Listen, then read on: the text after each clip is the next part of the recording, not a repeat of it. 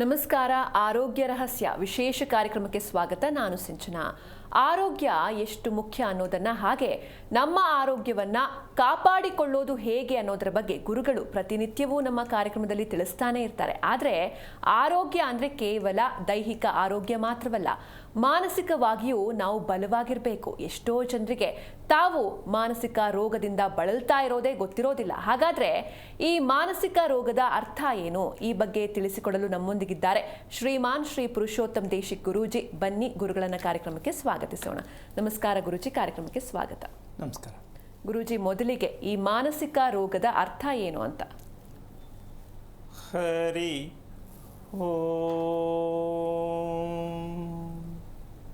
ಶ್ರೀ ಗುರುಭ್ಯೋ ನಮಃ. ಸಾಮಾನ್ಯವಾಗಿ ಅವಾಗವಾಗ ಹೇಳ್ತಾನೆ ಇರ್ತೀವಮ್ಮ, ನಮ್ಗೆ ಗೊತ್ತಿರಲ್ಲ. ಯಾಕೋ ನನಗೆ ಮನಸ್ಸು ಸರಿ ಇಲ್ಲ. ಹೌದು, ಅವಾಗವಾಗ ಹೇಳ್ತಿರ್ತೀವಿ. ಯಾರು ಹೇಳಿದ್ರು ಅಷ್ಟೇ, ನಾನು ಸ್ವಲ್ಪ ಸುಮ್ಮನೆ ಬಿಟ್ಬಿಡಿ, ನಾನು ಸ್ವಲ್ಪ ಫ್ರೀ ಇರಬೇಕು, ಯಾಕೋ ನನ್ನ ಮನಸ್ಸು ಸರಿ ಇಲ್ಲ. ಅಂದರೆ ಈ ಮನಸ್ಸು ಸರಿ ಇಲ್ಲ ಅಂತಕ್ಕಂಥದ್ದು ಯಾಕೆ ಬರಬೇಕು? ಬಟ್ ಯಾರಿಗಿಷ್ಟ ಇದು? ಯಾರಿಗೂ ಇಷ್ಟ ಇಲ್ಲ. ಬಟ್ ಆದರೂ ನಮ್ಮನ್ನು ಕಾಡ್ತಾನೆ ಇರುತ್ತೆ. ಇದಕ್ಕೆ ಕಾರಣ, ಇದರ ಅರ್ಥ ತಿಳ್ಕೊಂಡಾಗ ನಾವು ಇದರಿಂದ ಸ್ವಲ್ಪ ಹೊರಗೆ ಬರೋದಕ್ಕೆ ಒಂದು ಪ್ರಯತ್ನವನ್ನು ಮಾಡೋದಕ್ಕೆ ಅನುಕೂಲ ಆಗತ್ತೆ. ಏನಪ್ಪ ಅದು ಅಂದರೆ, ಮೊದಲನೇದಾಗಿ ಆತಂಕ ಏನಾಗ್ಬಿಡುತ್ತೋ ಅಥವಾ ಏನಾಗಿದ್ದೀನೋ ಏನಾಗ್ತೀನೋ, ಈ ಮೂರರಲ್ಲೂ ಆತಂಕ ಇರುತ್ತೆ.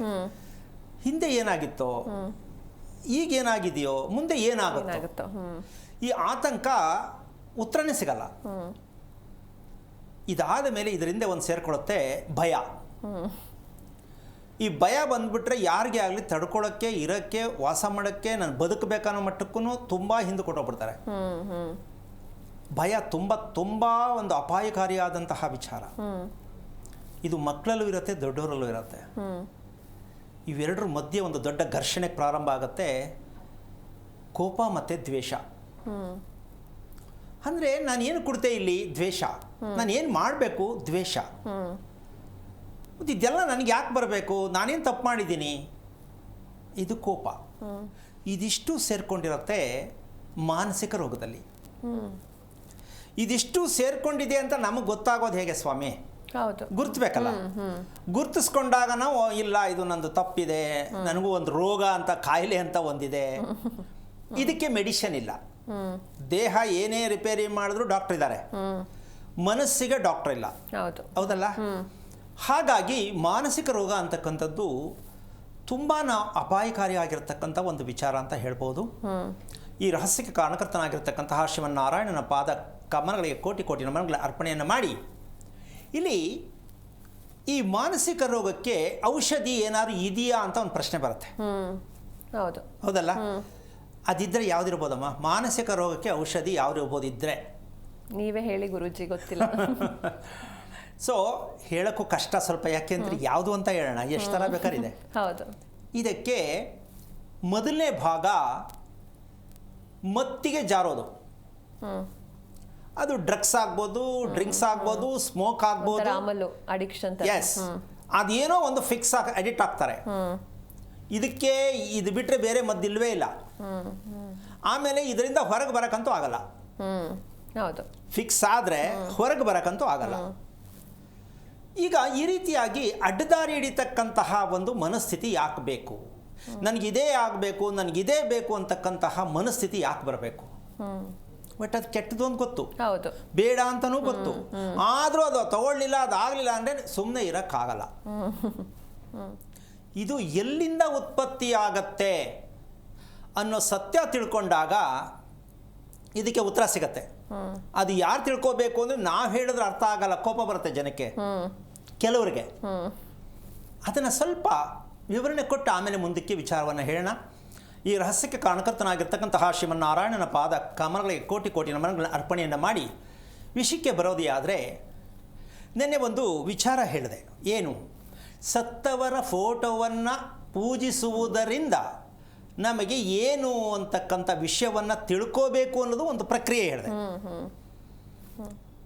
ಅದರಲ್ಲಿ ನಾವು ತುಂಬ ಸಣ್ಣದಾಗಿರ್ತಕ್ಕಂಥ ವಿಚಾರಗಳನ್ನ ಮನಸ್ಸಿಗೆ ತಗೋತೀವಿ ಹೊರತು ಅರ್ಥ ಪೂರ್ತಿ ಮಾಡಿಕೊಂಡು ಸರಿ ತಪ್ಪಂತ ವಿಮರ್ಶೆ ಮಾಡುವಷ್ಟು ತಾಳ್ಮೆ ನಮ್ಮ ಜನಕ್ಕಿಲ್ಲ.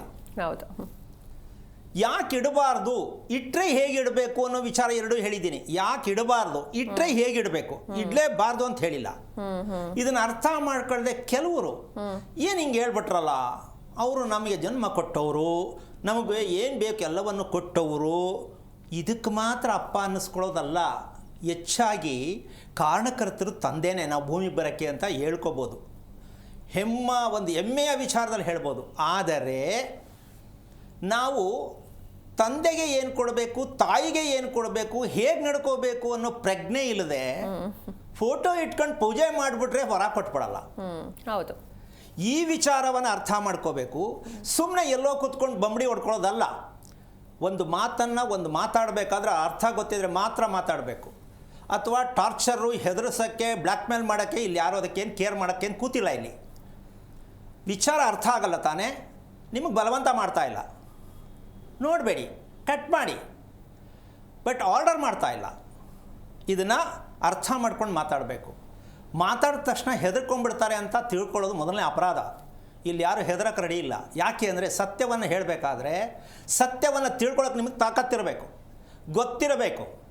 ಅದರ ಬಗ್ಗೆ ಮಾತಾಡುವಂಥ ಯೋಗ್ಯತೆ ಇದೆಯಾ ನಮಗೆ ಅಂತ ಫಸ್ಟ್ ತೀರ್ಮಾನ ಮಾಡ್ಕೋಬೇಕು. ಆ ಯೋಗ್ಯತೆ ಇಲ್ಲ ಅಂದರೆ ಮಾತಾಡಬಾರ್ದು. ಏನು ವಿಚಾರ ಗೊತ್ತಿದೆ ಅಂತ ಮಾತಾಡೋಕ್ಕಾಗತ್ತೆ? ವಿಷಯ ಗೊತ್ತಿದ್ದೇ ಕೂತು ಮಾತಾಡೋಕ್ಕಾಗಲ್ಲ. ಅಂತ ತಾಕತ್ತು ಗುಂಡಿಗೆ ಇದ್ದರೆ ಹೆದರುಗಡೆ ಬಂದು ವಿಚಾರ ಮಾಡಿ ಕಾರ್ಯಕ್ರಮದಲ್ಲಿ ಮಾತಾಡೋಣ ಬನ್ನಿ. ನಿಮ್ಮಲ್ಲಿ ಆ ತಾಕತ್ತಿದ್ರೆ, ಗುಂಡಿಗೆ ಇದ್ದರೆ, ಅದಿಲ್ಲ ಎಲ್ಲೋ ಕೂತ್ಕೊಂಡು ಪೇಚೋದು ಬಿಡಿ. ನೇರ ನಮ್ಮ ಹತ್ರ ಮಾತಾಡಿ ಉತ್ತರ ಕೊಡೋಣ. ನಿಮ್ಮ ಒಂದು ಕೆಟ್ಟ ಚಾಳಿ, ಕೆಟ್ಟ ಅಭ್ಯಾಸ ಯಾವುದು ಅಂದರೆ ಯಾವ ತಪ್ಪು ಯಾವ ಸರಿ ಅಂತ ಹುಡುಕ್ತಾನಲ್ಲ, ಅದೇ ಒಂದು ಕೆಟ್ಟ ಚಾಳಿ. ಇದು ಯಾಕೆ ಬರುತ್ತೆ ಅಂದರೆ ಈ ಫೋಟೋಗಳನ್ನು, ದೇವ್ರ ಫೋಟೋ, ಸತ್ತವ್ರ ಫೋಟೋ ಸತ್ಯ ನಮಗಿನ್ನೂ ಗೊತ್ತಿಲ್ಲಮ್ಮ. ಉದಾಹರಣೆ ಕೊಡ್ತೀನಿ. ಸತ್ತವ್ರ ಫೋಟೋ ಹೇಗಿರಬೇಕು, ದೇವ್ರ ಫೋಟೋ ಹೇಗಿರಬೇಕು ಅಂತ ತಿಳ್ಕೊಂಡಾಗ ಇದ್ರ ಸತ್ಯ ಅರ್ಥ ಆಗುತ್ತೆ. ಇದ್ರ ಸತ್ಯ ಗೊತ್ತಿಲ್ಲದೆ ಇರೋರಿಗೆ ಮೂರ್ಖತನದ ಮಾತಾಗತ್ತೆ. ಅವನು ಯಾರೇ ಆಗಿರಲಿ. ವಿಚಾರವನ್ನು ತಿಳಿಯದೆ ಮಾತನಾಡುವುದು ಅವಿವೇಕತೆ, ಅಜ್ಞಾನ, ಅಶಿಸ್ತು. ಯಾವಾಗಲೂ ಪ್ರಪಂಚವನ್ನು ತಿಳಿಗೊಳಿಸ್ಬೇಕು. ಪ್ರಪಂಚಕ್ಕೆ ಏನೋ ಒಂದು ಸಂದೇಶ ಕೊಡಬೇಕು. ಅದಕ್ಕೆ ಮುಳ್ಳು ಕಲ್ಲು ಹಾಕಕ್ಕೆ ಬರಬಾರ್ದು.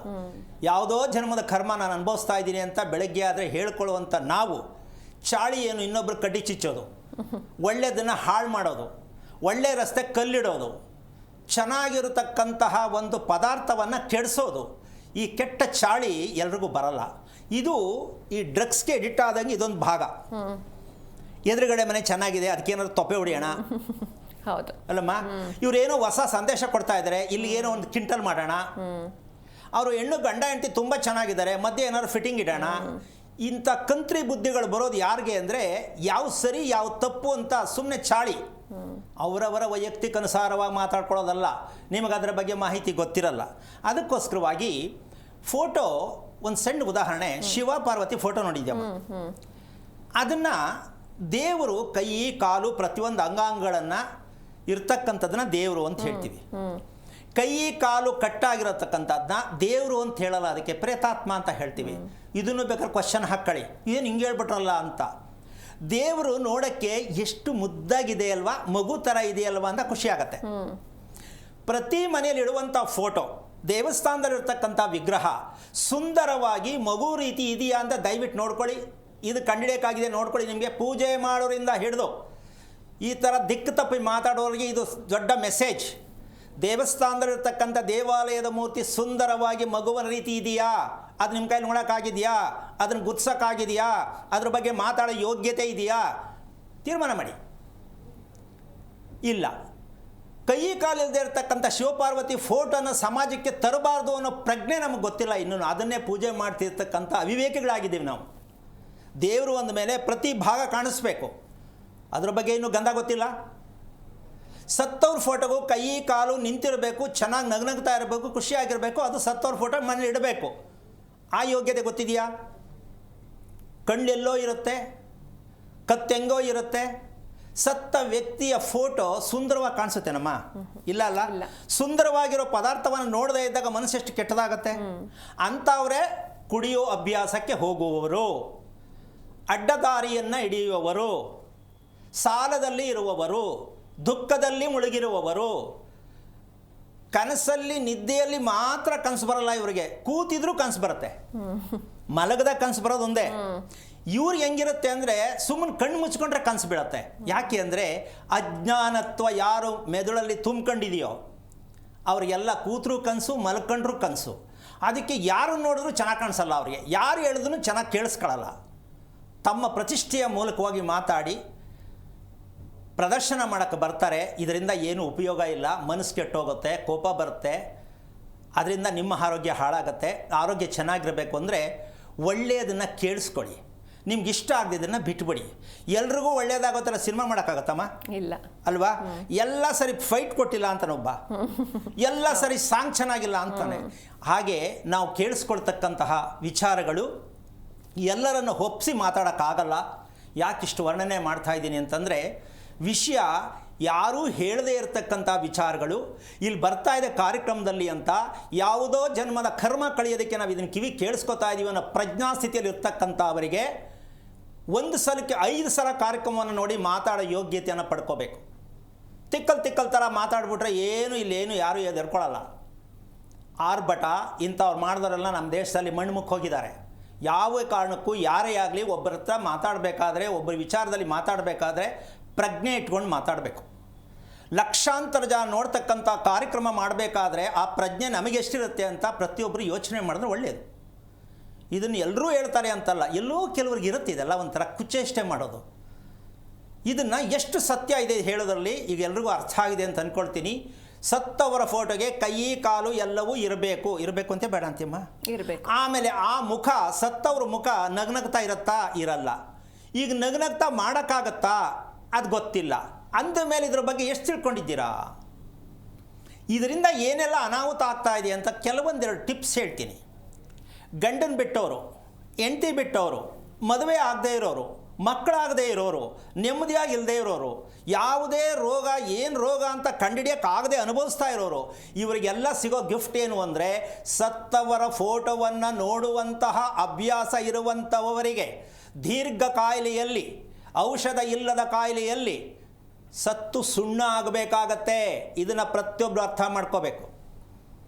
ನಮಗಿದರಿಂದ ಬೆನಿಫಿಟ್ಸ್ ಏನಿಲ್ಲ. ಇದು ಬೇಕು ಬೇಡ ಹೇಳೋಕ್ಕೆ ನಾವು ಆರ್ಡ್ರ್ ಮಾಡೋಕ್ಕೆ ನಾನು ರೆಡಿನೂ ಇಲ್ಲ.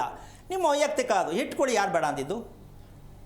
ಬೆಳಿಗ್ಗಿಂದ ಸಾಯಂಕಾಲ ತನಕ ಪೂಜೆ ಮಾಡೋರ ಮನೆಯಲ್ಲಿ ದೇವಸ್ಥಾನದಲ್ಲಿ ಸತ್ತೋರು ಫೋಟೋ ಹಾಕಿರ್ತಾರೆ ಎಷ್ಟೋ ಜನ.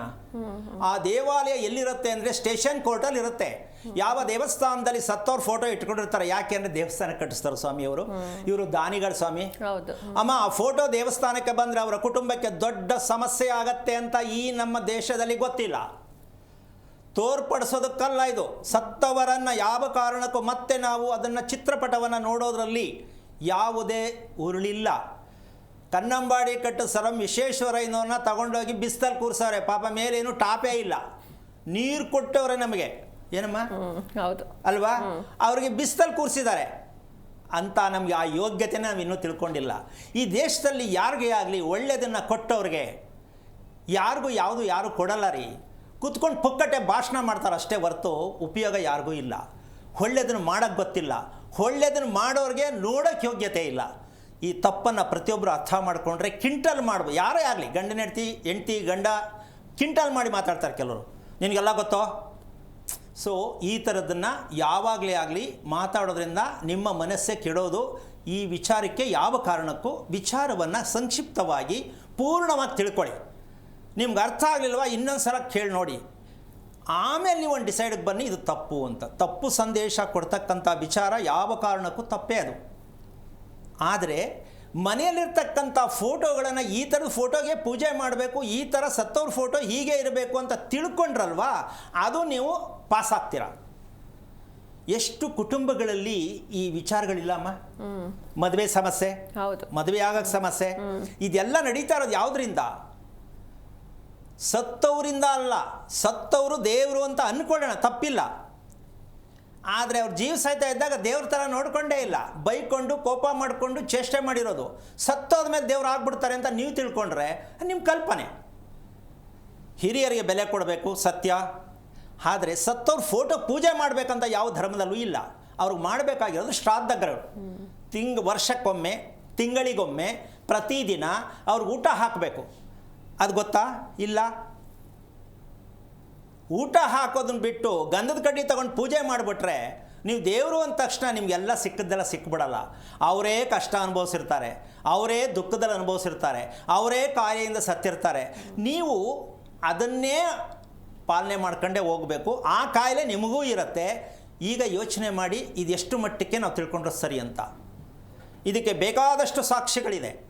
ಆದರೆ ನಿಮ್ಗೆ ಅಷ್ಟು ಮಟ್ಟಕ್ಕೆ ಪ್ರಜ್ಞೆ ಇಲ್ವಲ್ಲ, ಅದಕ್ಕೆ ಸ್ವಲ್ಪ ಆತಾತ್ರ ಮಾತಾಡೋದು ಕೆಲವರ ಅಭ್ಯಾಸ. ಇಲ್ಲಿಗೆ ಅದು ಸಾಕು ಅಂತ ಅನ್ಕೋತೀನಿ. ಯಾಕೆ ಈ ಮಾತು ಹೇಳಿದೆ ಅಂದರೆ, ಪ್ರತಿದಿನ ಕಾರ್ಯಕ್ರಮ ಮಾಡಬೇಕಾದ್ರೆ ನಾನು ಪ್ರತಿಯೊಂದು ವಿಚಾರ ಹೇಳ್ತೀನಿ. ಪ್ರಶ್ನೆ ಉತ್ತರ ಎರಡೂ ಇರುತ್ತೆ. ದಯವಿಟ್ಟು ನಿಧಾನವಾಗಿ 2 ಸಲ 3 ಸಲ ವಿಡಿಯೋ ನೋಡಿ ಆಮೇಲೆ ಡಿಸೈಡಿಗೆ ಬನ್ನಿ. ನೋಡಿದ ತಕ್ಷಣ ಚಕ್ಕಂತ ಆರ್ಡ್ ಮಾಡೋಕ್ಕೆ ಹೋಗಬೇಡಿ. ಯಾಕೆಂದರೆ ಆ ಕರ್ಮ ನಿಮಗೆ ಬರುತ್ತೆ ಹೊರತು ಬೇರೆ ಯಾರಿಗೂ ಬರಲ್ಲ. ಸತ್ಯ ಅರ್ಥ ಆದಾಗ ನೀವು ಕಣ್ಣಲ್ಲಿ ನೀರು ಬರುತ್ತೆ, ಹೌದು ಅಂತ. ಅಲ್ಲಿವರೆಗೂ ನೀವು ಸ್ವಲ್ಪ ತಾಳ್ಮೆಯಿಂದಿದ್ದರೆ ಒಳ್ಳೆಯದು. ಈಗ ವಿಷಯಕ್ಕೆ ಬರೋಣ. ಈ ಮಾನಸಿಕ ರೋಗ ಅಂತಕ್ಕಂಥದ್ದು ಮನೆಯಲ್ಲಿ ನಾವು ಸತ್ತವರ ಫೋಟೋ ಇಡೋದಕ್ಕೆ ಅಥವಾ ಮನೆ ಕಟ್ಟಿಸಿದ ಯಜಮಾಂತಿ ಮಕ್ಕಳು ಅಕಸ್ಮಾತ್ ಹುಷಾರು ತಪ್ಪಕ್ಕೆ ಸಾಯಕ್ಕೆ ಮನೆ ಕಟ್ತೀವಿ ನಾವು? ಇಲ್ಲ. ಎಲ್ಲ ಚೆನ್ನಾಗಿರಬೇಕು ಅಂತ ಮನೆ ಕಟ್ಟೋದು. ಈಗ ಮನೆ ಕಟ್ಟುವಾಗ ಪ್ರಾರಂಭ ಮಾಡುವಾಗಲೇ ಕೆಲವರು ಸಾಯ್ತಾರೆ, ಕೆಲವರು ಹಾಸ್ಪಿಟಲ್ ಅಡ್ಮಿಟ್ ಆಗ್ತಾರೆ ಕಟ್ಟುವಾಗಲೇ. ಹೌದು. ಆದರೂ ನಾವು ಅದನ್ನೂ ಮಾಡ್ಕೊಂಡು ಇದನ್ನೂ ಮಾಡ್ಕೊಂಡು ಹೆಂಗೋ ಮನೆ ಕಟ್ಟಿ ಪೂರೈಸಿ ಮನೆ ಒಳಗಡೆ ಹೋಗ್ತೀವಿ. ಅವ್ರ ಫೋಟೋ ತಗೊಂಡು ನೀವು ಅರೆ ಈ ವ್ಯಕ್ತಿ ಸಮಸ್ಯೆಯಲ್ಲಿ ಸಿಕ್ಕಾಕ್ಕೊಂಡ್ರು ನಾವು ಮನೆ ಶುರು ಮಾಡಿದಾಗ ಅಥವಾ ಮನೇಲಿದ್ದಾಗ ಇದರಿಂದ ಏನೋ ತಪ್ಪಿದೆ, ನಾವೇನೋ ತಪ್ಪು ಮಾಡಿದ್ದೀವಿ ಅಂತ ತಿಳ್ಕೊಂಡ್ರೆ ಬಚಾವ್. ಇಲ್ಲ ಅಂದರೆ ಲೈನು ಫೋಟೋ ಜೋಡಿಸ್ಬೇಕಾಗತ್ತೆ. ಇವರು ನಮ್ಮ ಚಿಕ್ಕಪ್ಪ, ಇವ್ರು ನಮ್ಮ ತಾತ, ಇವ್ರು ನಮ್ಮ ದೊಡ್ಡಮ್ಮ, ಇವ್ರು ನಮ್ಮ ಅತ್ತೆ, ಕೆಲವು ಮೇಲೆ ತೋರಿಸ್ತಾರೆ ಕಣಮ್ಮ. ಇದು ಎಷ್ಟು ಮಟ್ಟಕ್ಕೆ ಸರಿ? ಮನೆ ತುಂಬ ಸತ್ತೋರು ಫೋಟೋಗಳು ಹಾಕೋದ್ರಿಂದ ನಿಮಗೆ ಯೋಚನೆ ಬರುತ್ತೆ, ನಿಮಗೆ ದುಃಖ ಬರುತ್ತೆ ಹೊರತು ನನಗಲ್ಲ. ಇದನ್ನು ಯೋಚನೆ ಮಾಡಿ. ಅದನ್ನೇ ಒಂದು ಶ್ರೀಕೃಷ್ಣನದು ಫೋಟೋ ಪಕ್ಕದಲ್ಲಿ ಇಟ್ಕೊಂಡು ನೋಡಿ, ಮನಸ್ಸಿಗೆ ಖುಷಿ ಕೊಡುತ್ತೆ. ಶ್ರೀರಾಮ ಅಂತ ಒಂದು ಮನಸ್ಸಲ್ಲಿ ಹೇಳ್ಕೊಳ್ಳಿ, ಮನಸ್ಸಿಗೆ ನೆಮ್ಮದಿ ಬರುತ್ತೆ. ಸತ್ತವ್ರಿಗೆ ಯಾವ ಮಂತ್ರ ಹೇಳ್ತೀರಾ? ಸ್ವಲ್ಪ ಯೋಚನೆ ಮಾಡಿ. ಸತ್ತವ್ರು ಮಂತ್ರ ಹೇಳೋಕ್ಕಾಗತ್ತಮ್ಮ? ಇಲ್ಲ. ಅವ್ರಿಗೆ ಅಭಿಷೇಕ ಮಾಡ್ತೀರಾ? ಇಲ್ಲ. ಇದೆಲ್ಲವನ್ನು ಕೂಡ ಪ್ರತಿಯೊಂದು ಅರ್ಥ ಮಾಡ್ಕೋಬೇಕು. ಸತ್ತವರಿಗೆ ಮಾಡಬೇಕಾದದ್ದು ಕರ್ತವ್ಯವನ್ನು ಮರೆತವರು, ಗೊತ್ತಿಲ್ಲದವರು ಈ ರೀತಿ ಅಧಿಕ ಪ್ರಸಂಗಿತನವಾಗಿ ಮಾತಾಡ್ತಾರೆ ಹೊರತು ಅದೆಲ್ಲ ಯಾವುದೇ ಕಾರಣಕ್ಕೂ ಅದು ನಿಮಗೇ ಬರುತ್ತೆ ರಿವರ್ಸ್ ಆಗಿ ಹೊರತು ಇನ್ಯಾರಿಗೂ ಬರಲ್ಲ. ಆದರೆ ಈ ಪ್ರಜ್ಞಾಸ್ಥಿತಿಯಿಂದ ಹರೆಪ್ರಜ್ಞೆಯಿಂದ ಪೂರ್ಣ ಪ್ರಜ್ಞೆಗೆ ಬನ್ನಿ ಅನ್ನೋದಕ್ಕೆ ಈ ಮೂಲಕ ಇಷ್ಟು ಮಾತು ಹೇಳೋಕ್ಕಾಗಿ ಬಂತು. ಈಗ ಈ ಮಾನಸಿಕ ರೋಗ ಚಿಕ್ಕವರಿಲ್ಲ ದೊಡ್ಡವರಿಂದ ಎಲ್ಲರಲ್ಲೂ ಇದೆ. ಹೌದು. ಈಗ ಇದು ಫಸ್ಟ್ ಆಪ್ಷನ್. ಮನೆಯಲ್ಲಿ ಸತ್ತವರ ಫೋಟೋ ಈಗಲೂ ಅಕಸ್ಮಾತ್ ಚಾಲೆಂಜ್ ಮಾಡಬೇಕು, ಇದ್ರ ಬಗ್ಗೆ ನಾನು ಅಧ್ಯಯನ ಮಾಡಿದ್ದೀನಿ, ಮಾತಾಡ್ತಾನೆ ಸ್ವಾಮಿ ಅಂತ ಅನ್ನೋದಿದ್ದರೆ, ಸತ್ತವ್ರ ಫೋಟೋ ನಿಮ್ಮ ಮನೇಲಿ ಯಾವುದಿದೆ ಅದ್ರ ಮುಂದೆ ಕೂತ್ಕೊಂಡು 10 ನಿಮಿಷ ತಪ್ಪದೆ ಅವ್ರ ಬಗ್ಗೆ ಯೋಚನೆ ಮಾಡಿ, ನಮಸ್ಕಾರ ಮಾಡಿ, ಗಂಧದ ಕಡ್ಡಿ ಹಚ್ಚಿ, ಮಂಗಳಾರತಿ ಹಚ್ಚಿ, ನೈವೇದ್ಯ ಮಾಡಿ, ನಿಮ್ಗೆ ಏನೇನು ಬೇಕೆಲ್ಲ ಮಾಡಿ ನೋಡಿ. ನಿಮ್ಮ ಮನಸ್ಸಿಗೆ ಕೊನೆಯಲ್ಲಿ ಕಣ್ಣಲ್ಲಿ ನೀರು ಬರುತ್ತಾ ಇಲ್ವಾ ಸ್ವಲ್ಪ ಯೋಚನೆ ಮಾಡಿ. ಯಾಕೆ ಅಂದರೆ ಅಯ್ಯೋ ಇಂಥವ್ರನ್ನ ಕಳ್ಕೊಂಡಲ್ಲ ಅಂತ ಕೊನೆಯಲ್ಲಿ ಇಷ್ಟೆಲ್ಲ ಮಾಡಿ ಕೊನೆಯಲ್ಲಿ ಏನು ಬಂದಿದೆ ನಿಮಗೆ? ಕಣ್ಣಲ್ಲಿ ನೀರು. ಇದು ಜೀವನಕ್ಕೆ ಬೇಡದೇ ಇರತಕ್ಕಂಥ ದುಃಖ. ಅದನ್ನು ಬರ್ಸ್ಕೊತೀನಿ ಅಂದರೆ ಇಟ್ಕೊಂಡು ಮಾಡಿ, ಯಾರು ಬೇಡ ಅಂತಾರೆ? ಇಲ್ಲ, ಜೀವನದಲ್ಲಿ ಅವ್ರಿಗೆ ಏನು ಮಾಡಬೇಕಾಗ ಕರ್ತವ್ಯ ಮಾಡಬೇಕು, ನಾನು ಚೆನ್ನಾಗಿರಬೇಕು, ಅವ್ರು ಮತ್ತೆ ನಮ್ಮ ವಂಶದಲ್ಲಿ ಬಂದು ಹುಟ್ಟಬೇಕು ಅಂದರೆ ನಾವು ಏನು ಮಾಡಬೇಕು ಅಂತ ತಿಳ್ಕೊಳ್ಳೋಕ್ಕೆ ಪ್ರಯತ್ನ ಮಾಡಿ. ಫೋಟೋ ಇಟ್ಟು ಪೂಜೆ ಮಾಡಿದ ತಕ್ಷಣ ದೇವರೇ ನಿಮ್ಗೆ ಇನ್ನೂ ಏನೂ ಕೊಟ್ಟಿಲ್ಲ, ಸತ್ತವ್ರು ಬಂದು ಕೊಡೋಕ್ಕೆ ಸಾಧ್ಯ ಇಲ್ಲ. ದೇವ್ರೇನಾದ್ರು ಕೊಟ್ಟವನೇನಮ್ಮ? ಇಲ್ಲ. ನಾನು ಪೂಜೆ ಮಾಡಿ ಮಾಡಿ ಸಾಕಾಯಿತು, ಎಲ್ಲ ದೇವಸ್ಥಾನಕ್ಕೆ ಹೋಗಾಯಿತು, ಅದನ್ನೂ ಹೇಳ್ತೀರಾ. ದೇವ್ರ ಹತ್ರನೇ ಜಾಗ ಸಿಕ್ಕಿಲ್ಲ ಅಂದರೆ ಸತ್ತವ್ರು ನಿಮ್ಗೆ ಏನು ಕೊಡೋಕ್ಕೆ ಸಾಧ್ಯ? ಕೊಟ್ಟವರಲ್ಲ. ಏನ ಜನ್ಮ ನೀವಿರೋದೇ ಅವ್ರು ಕೊಟ್ಟಿರೋದು. ಅದನ್ನು ಸರಿ ಮಾಡ್ಕೊಳ್ಳಿ. 28 ಸಮಸ್ಯೆ ಸಿಕ್ಕಾಕ್ಕೊಂಡಿದ್ದೀರಾ, ಅದರಿಂದ ಹೊರಗೆ ಬರೋಕ್ಕಾಗಿಲ್ಲ. ಅವ್ರ ಹತ್ರ ನೀವು ನಿಂತ್ಕೊಂಡು ಏನು ಒಪ್ಸೋಕ್ಕಾಗತ್ತೆ? ಅದಕ್ಕೋಸ್ಕರವಾಗಿ ಯಾವ್ಯಾವುದಕ್ಕೆ ಏನೇನು ಮಾಡಬೇಕೋ ಅದನ್ನು ಮಾಡಿದಾಗ ಅದರ ಸತ್ಯ ತಿಳಿಯುತ್ತೆ. ಈಗ ಈ ಮಾನಸಿಕ ರೋಗ ಅಂತಕ್ಕಂತಹ ಒಂದು ವಿಷಯಕ್ಕೆ ಉದಾಹರಣೆಯನ್ನು ಕೊಡಬೇಕಾಗತ್ತೆ. ಏನು? ನಮಗೆ ಮನಸ್ಸೆಲ್ಲಿದೆ ಅಂದರೆ ತಲೆ ಮೆದುಳು ತೋರಿಸ್ತೀವಿ ಅಲ್ಲಮ್ಮ, ಎಲ್ಲಿದೆ ಅಂದರೆ ತಲೆ ತೋರಿಸ್ತೀವಿ, ಸತ್ಯ ಕೂಡ. ಆದರೆ ಮನಸ್ಸು ಮೆದುಳು ಅಂತಕ್ಕಂಥದ್ದು ತಲೆಯಲ್ಲಿ ಇದೆ ಅಂತ ಇದು ಜ್ಞಾಪಕ ಎಲ್ರಿಗೂ ಚೆನ್ನಾಗಿದೆ.